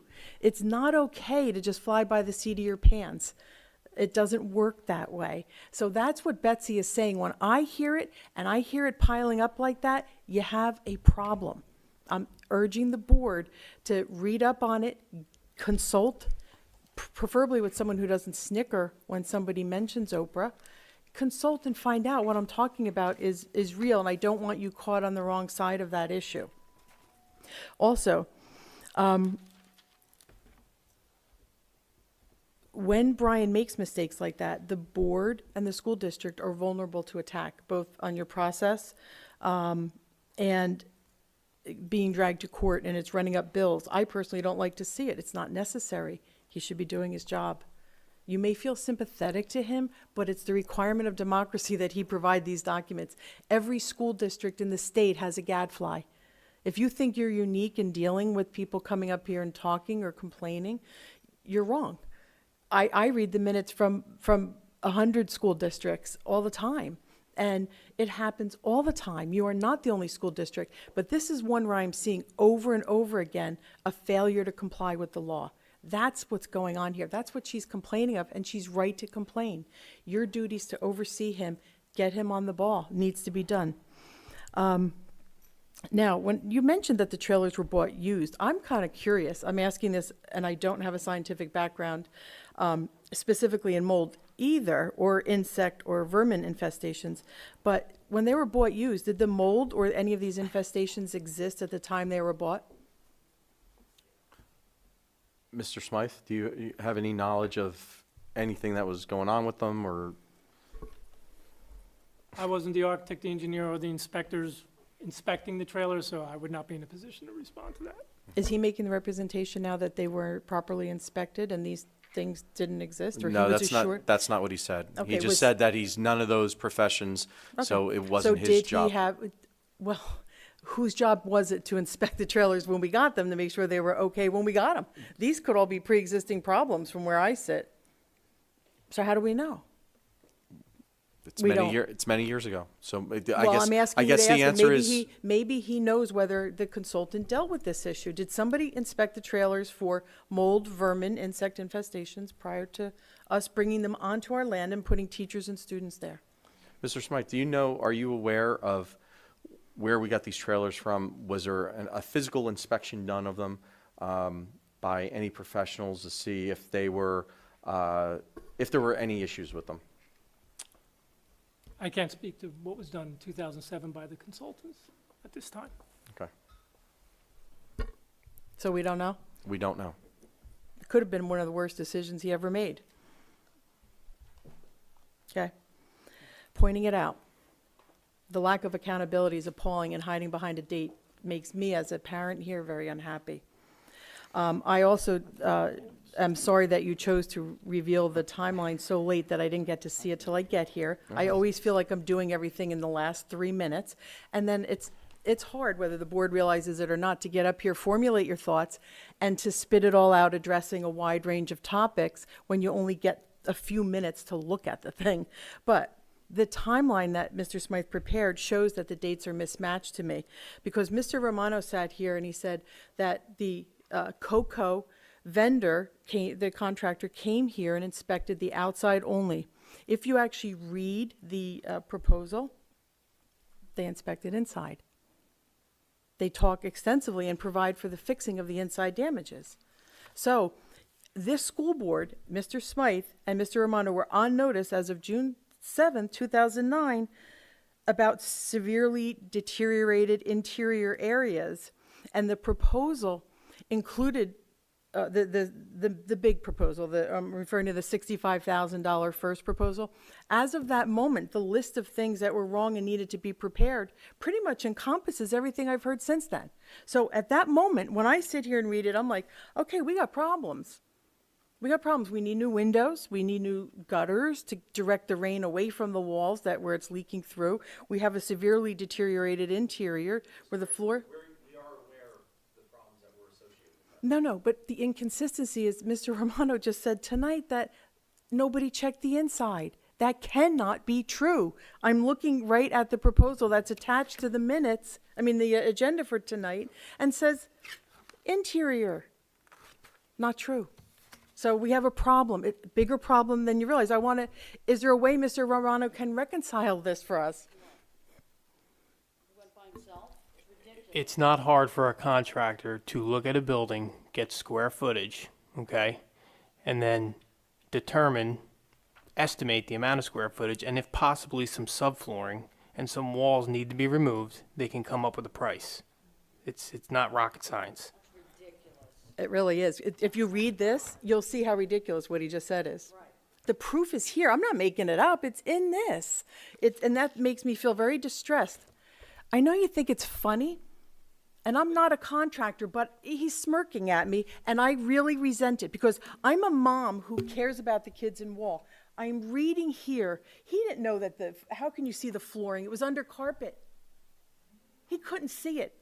It can't be true. He cannot be telling you the truth. And he just did it twice. And I find it appalling. I really do. But there's more red flags than that. That's just the first one. The difference in the proposals, I would like to see if he can reconcile them. The difference in the proposals were, the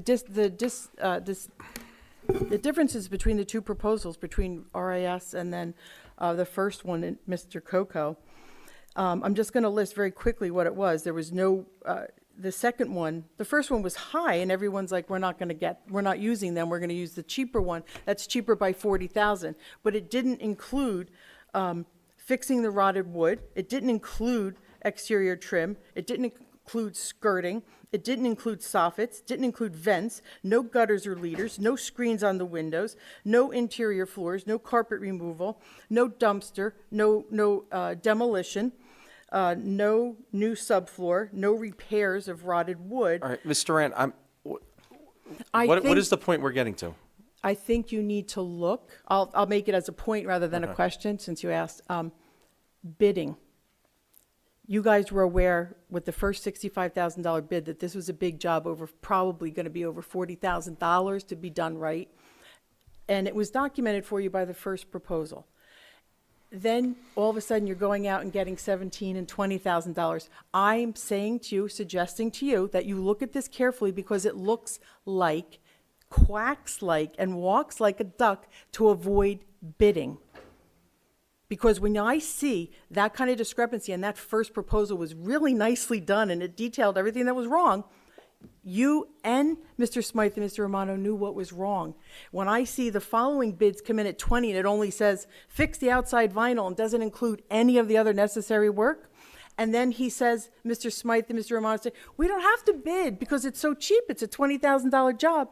It's not. It's not true. Okay, well, to correct you, that the board, when our professionals go out to get pricing, we don't see every price that comes in, because there's sometimes on certain issues where they reach out to 10 different contractors and maybe only a few get back. Well, there's only 3 in this situation, but we don't know what everybody does or who comes out.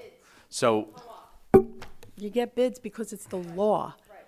And I'm telling you, it's a very high probability here that the law was not followed and that was done on purpose, and it placed the lives of both teachers and students in jeopardy. I really think you have to look at it hard because the process here is so flawed. You guys knew, he knew, June 7th, there was a big problem. And they knew it was interior and exterior, and it was no $17,000 paint job. Well, us guys did not know. You didn't get to see the bids? They were going out for bids or quotes or getting pricing, and we weren't aware of everything that was going on because it's their job to go out and get the numbers and come report back. Yeah, that you told me that. You said that to Ms. Cross. You said, their job's to go get a floor somehow, get the whole process started, right? And that's what this 65 was. You said Mr. Romano went out with the guy who went to West Belmar, did a good job, just say, hey, let's get this started. Let's get a baseline. What needs to get done? Okay? Well- So it comes back. So you guys got told about the 65,000. That's your baseline. We weren't told about the 65,000. Yes, you were. It's in your own package there. That's the problem. Therein lies the rub. With the crowd calling in behind me, that's what I'm trying to drive home. There is a major financial problem. I don't want the board on the wrong side of it. Okay, I'm urging you to look at this carefully because I want you on the right side. I don't want to end up with Wall spending a lot of money unnecessarily again for another lawsuit. I'm trying to be very kind, and I'm trying to tell you now in advance, as I have with every issue, and as calm a way as I can, that there's a mistake being made. The process now to fix it is deeper than just not putting the kids in the trailer. It's bigger than that. There's a problem here, and there are red flags. Please, I'm asking the board to look at it. That's all I'm saying, because the flags are significant and they are real. They are not pretend. They're all right in the numbers. And if I can put it together in 5 minutes tonight, I will do more when I dig. So I'm asking the board to look too, so that when we have the next conversation about it, it's an in-depth one, maybe even more educated on my end. I do think there's a problem. Thank you so Thank much you. for your time.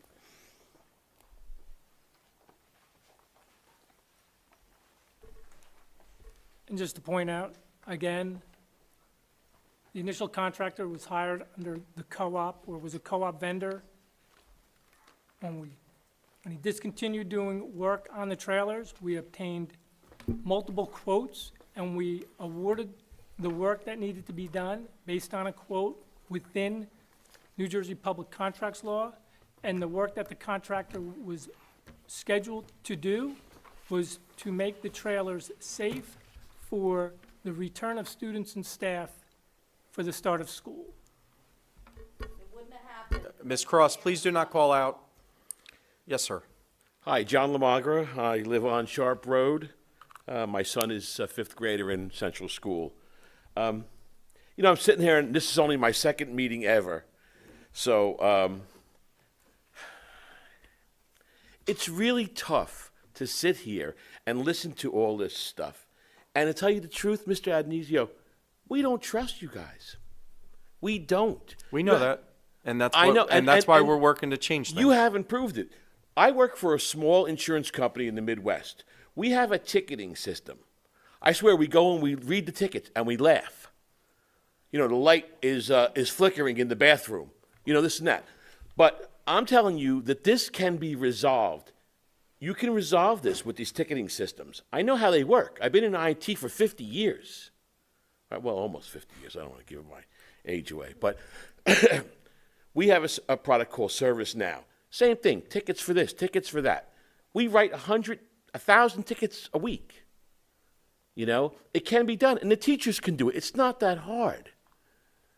So it should be done. And Mr. Romano, I know that you said that you have your supervisors writing the tickets. But what's to say that the supervisor go, oh, that's a stupid thing. I'm not going to write a ticket for that.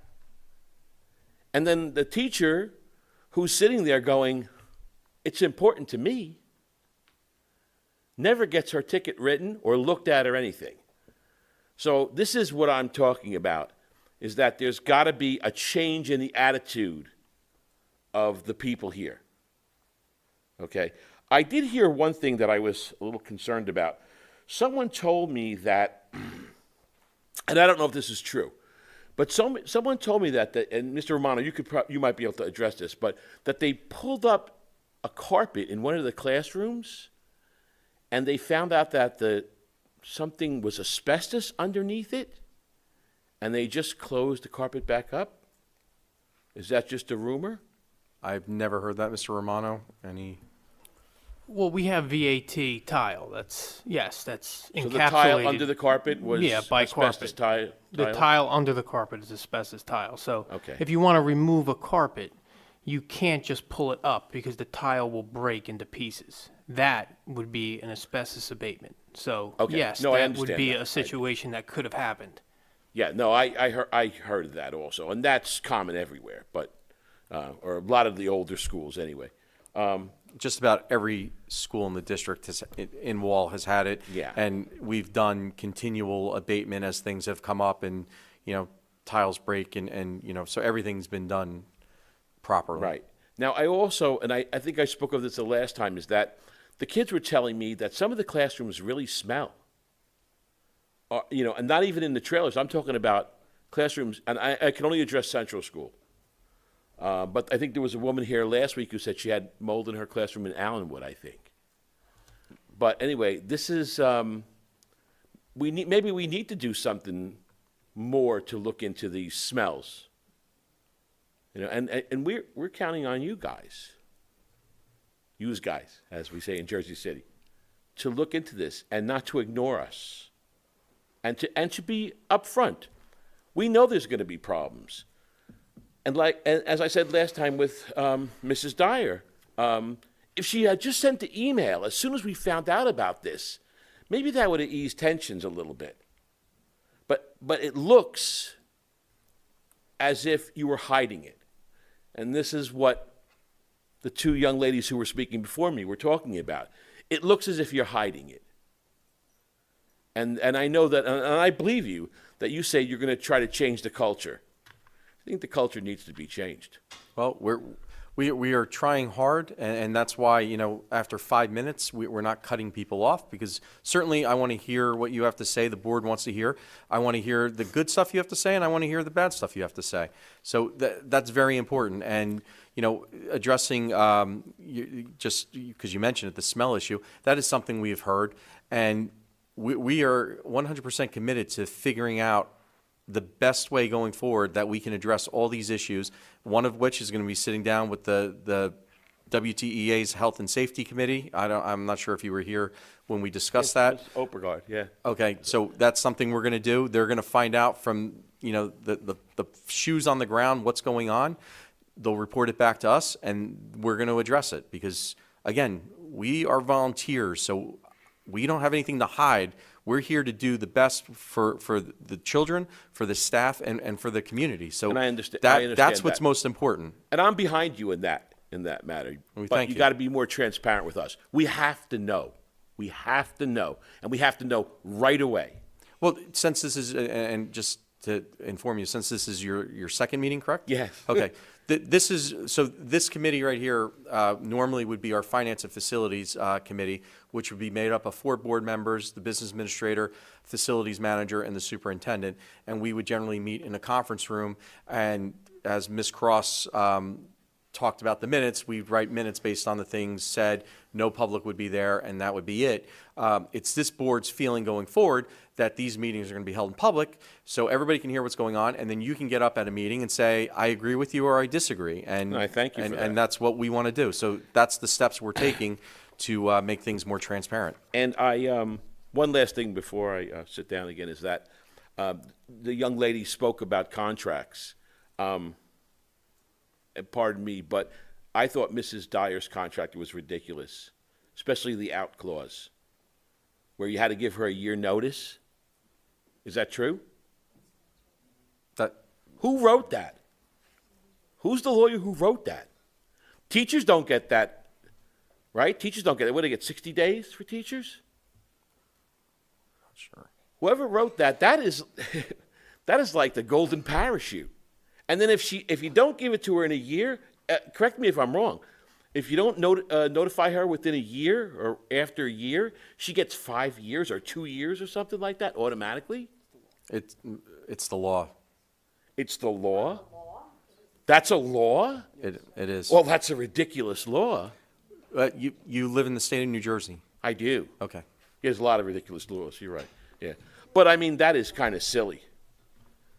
And you got to, The board can only do what the law says it can do.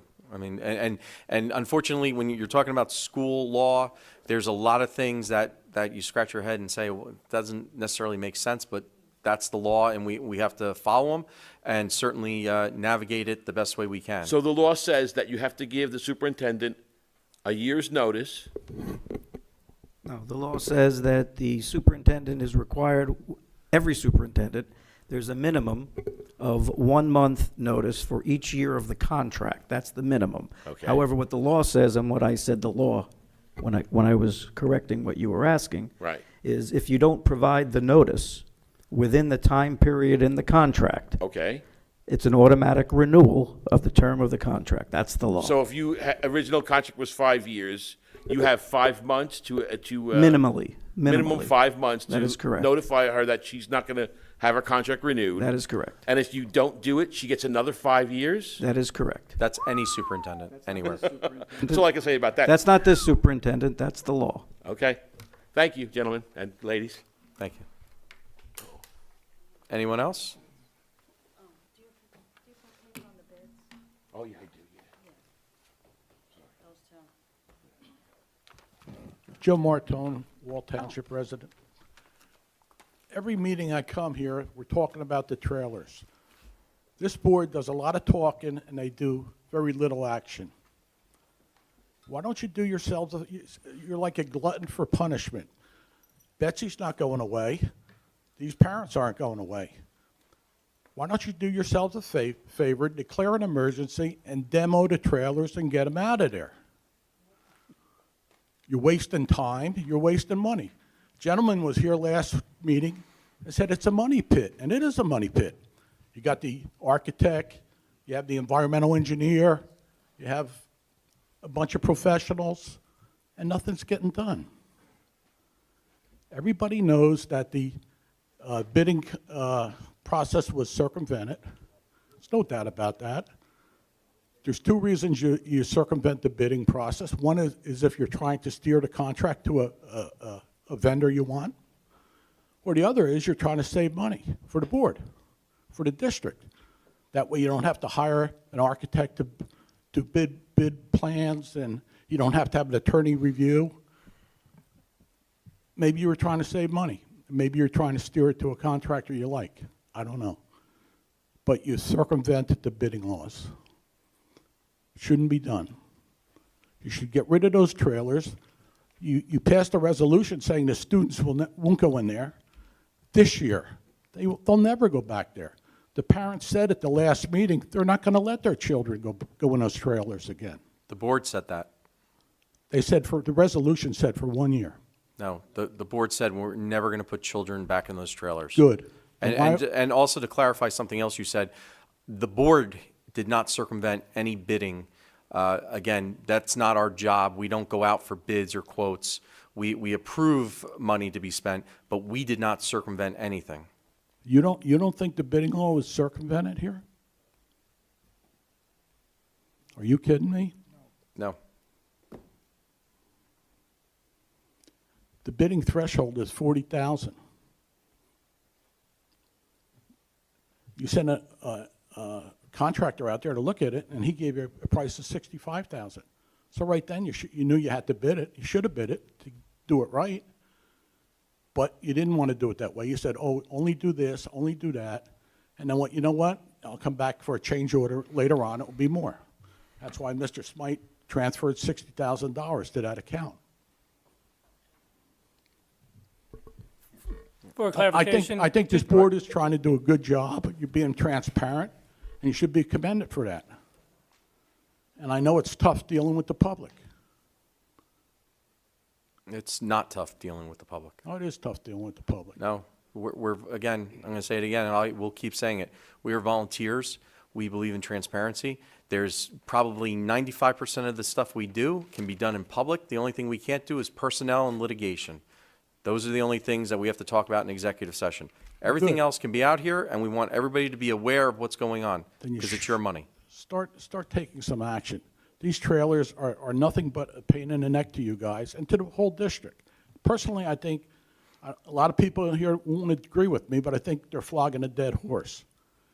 The students aren't going into trailers. Get rid of the trailers.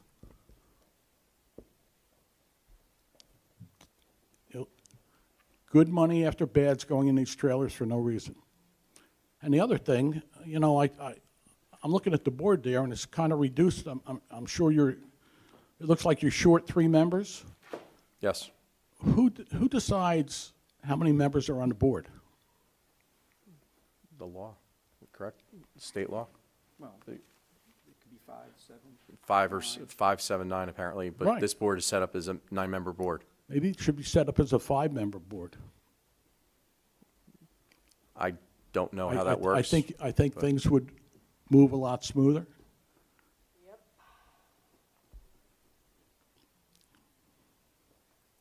Thank you. Thank you. Mr. Smythe? Just to clarify, with regard to Central School trailers and a transfer, there was not a transfer of $60,000. There was a transfer of $30,000 for the purpose of the renovations to the classroom trailers. Thank you.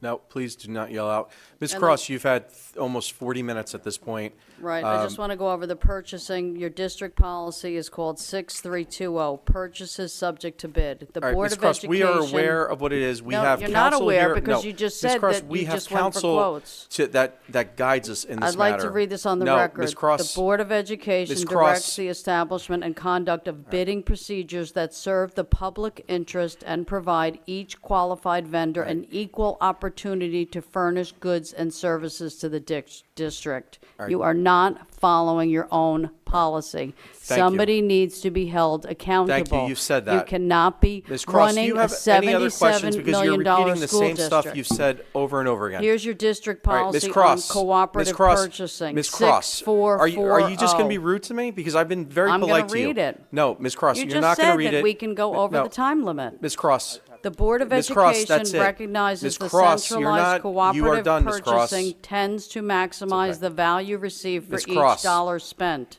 The Is there anybody else in the administration is audience that would like to encouraged speak this seek evening? savings. You should need to follow your own policies. okay, You have Ms. one Cross, for we know what our bidding, policies are. We have and legal. no, you don't know what they are, Okay, Ralph, because you thank just you. said that it was Okay. okay for him to do quotes. It was not okay. He needed Right. to do a proper bid, and it needed to be open in public. Then we would have found out all these problems without the parents We have an getting- attorney that will instruct us the correct way to do things, And and we Mr. will have a Gross conversation. should not have been rehired. You did vote for him, Mr. Adonisio. He should not have been rehired. Thank you. We got very bad legal advice. Thank you, Ms. Cross. Yep. Seeing nobody else for public comment, I'm going to close public comment. Is there anything else this evening, ladies and gentlemen? No? Just Yes. one or two things real Sure. quick. One of the things is, that I would like to just sort of say, is there's a lot of energy out there. Some of it's positive energy, some of it's sort of negative energy and all these different things. I just hope that when the referendum comes through, that all of that energy gets directed in a positive manner, because if we're trying to go for a referendum, What referendum? How much? we're trying to go. I mean, you're talking about it, say how much? There's nothing here, okay? There's no referendum on the books at this point in time. But we've said a couple different times that we would like to try to put a referendum through at some point in time. Never All right? happened. So what I would say is this, is if we have folks that are going to be upset about conditions in the schools and different things like that, there's going to be, I would hope that the energy that is brought towards this is also turned around to improve the school at this point in time as well. Right? So all of these things we are very cognizant of, and we're trying as best as we can here to improve circumstances of the school, to improve transparency on the board, to improve the manner in which people in the community receive this Board of Education.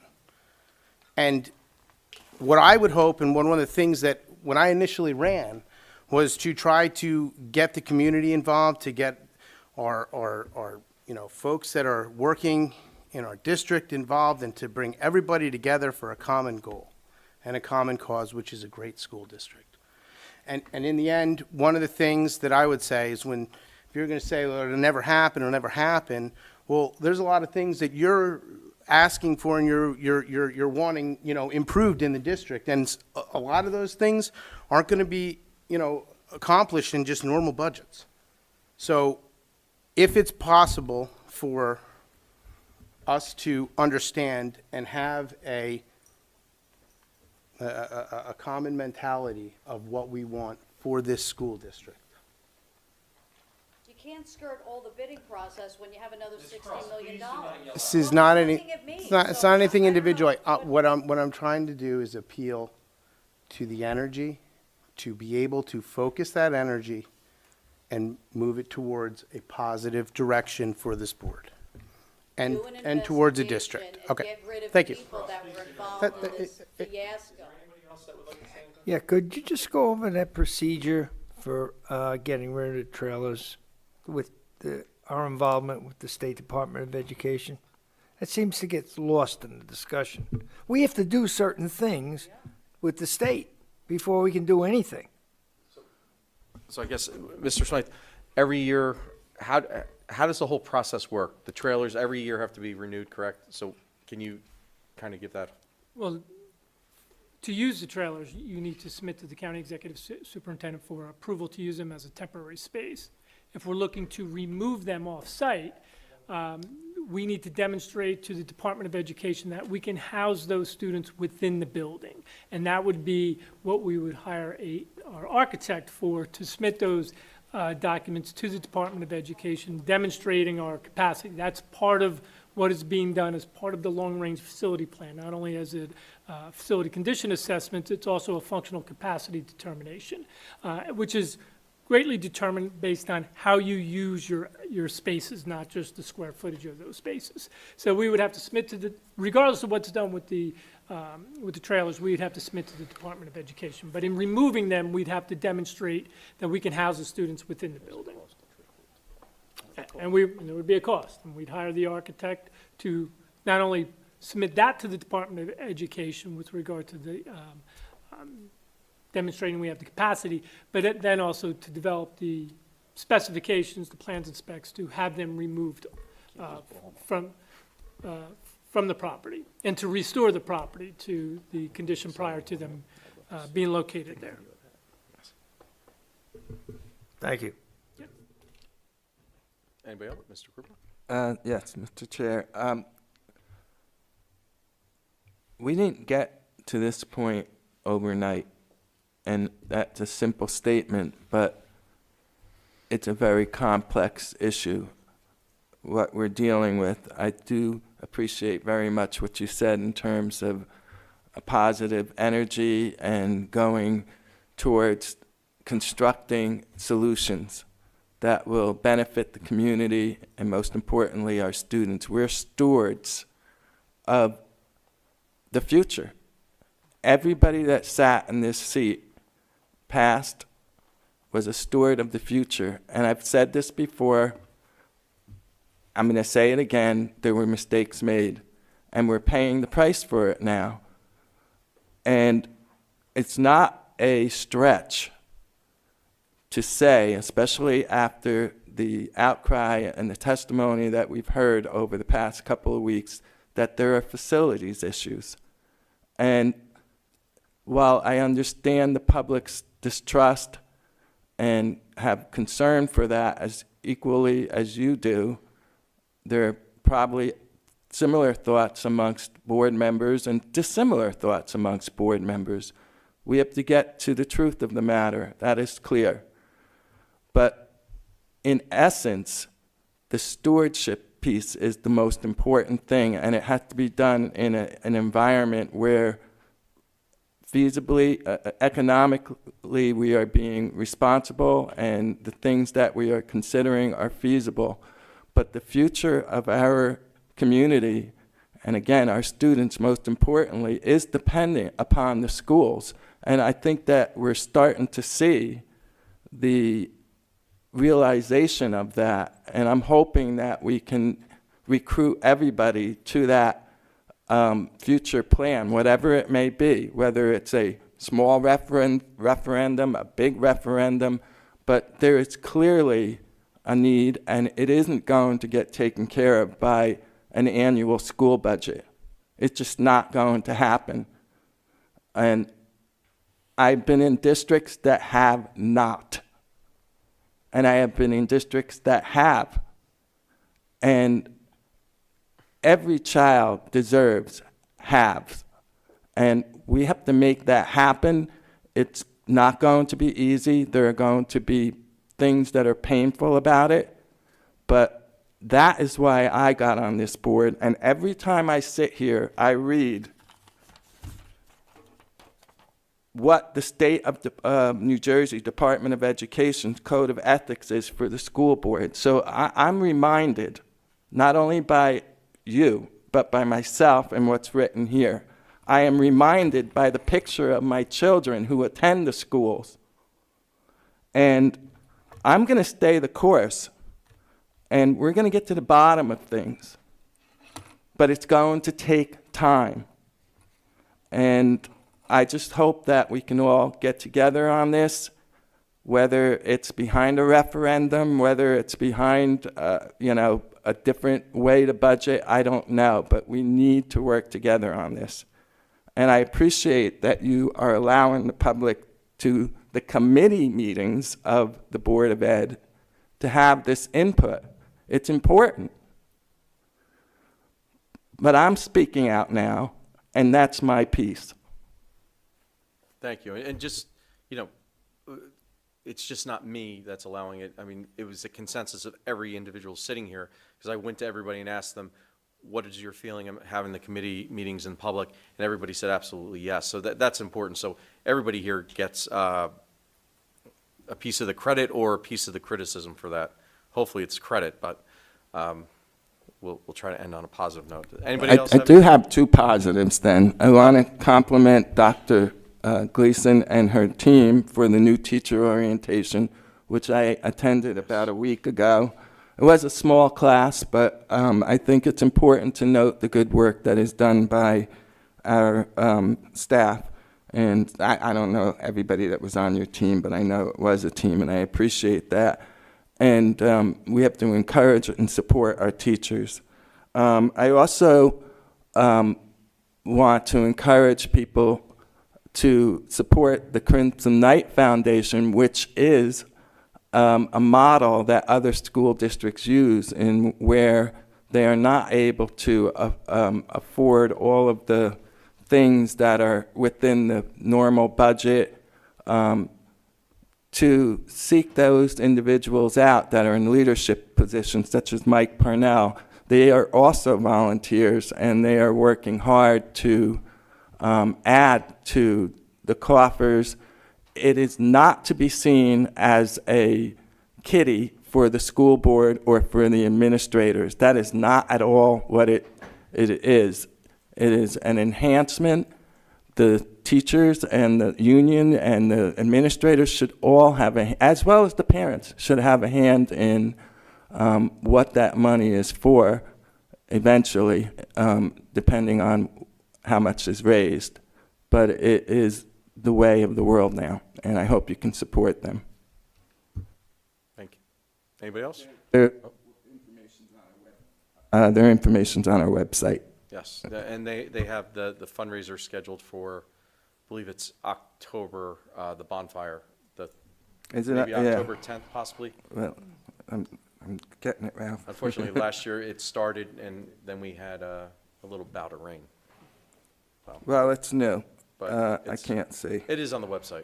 Yes. So, anybody else? Right? Just Yes. wanted to mention that we look forward going to back to school nights, Yes. being present in the schools, meeting the teachers, supporting our teachers and administrators. So Anticipate good things coming from that. All good? Motion to adjourn. I'll So make the moved. motion. All in favor? Aye. All right. Thank you. Have a good evening.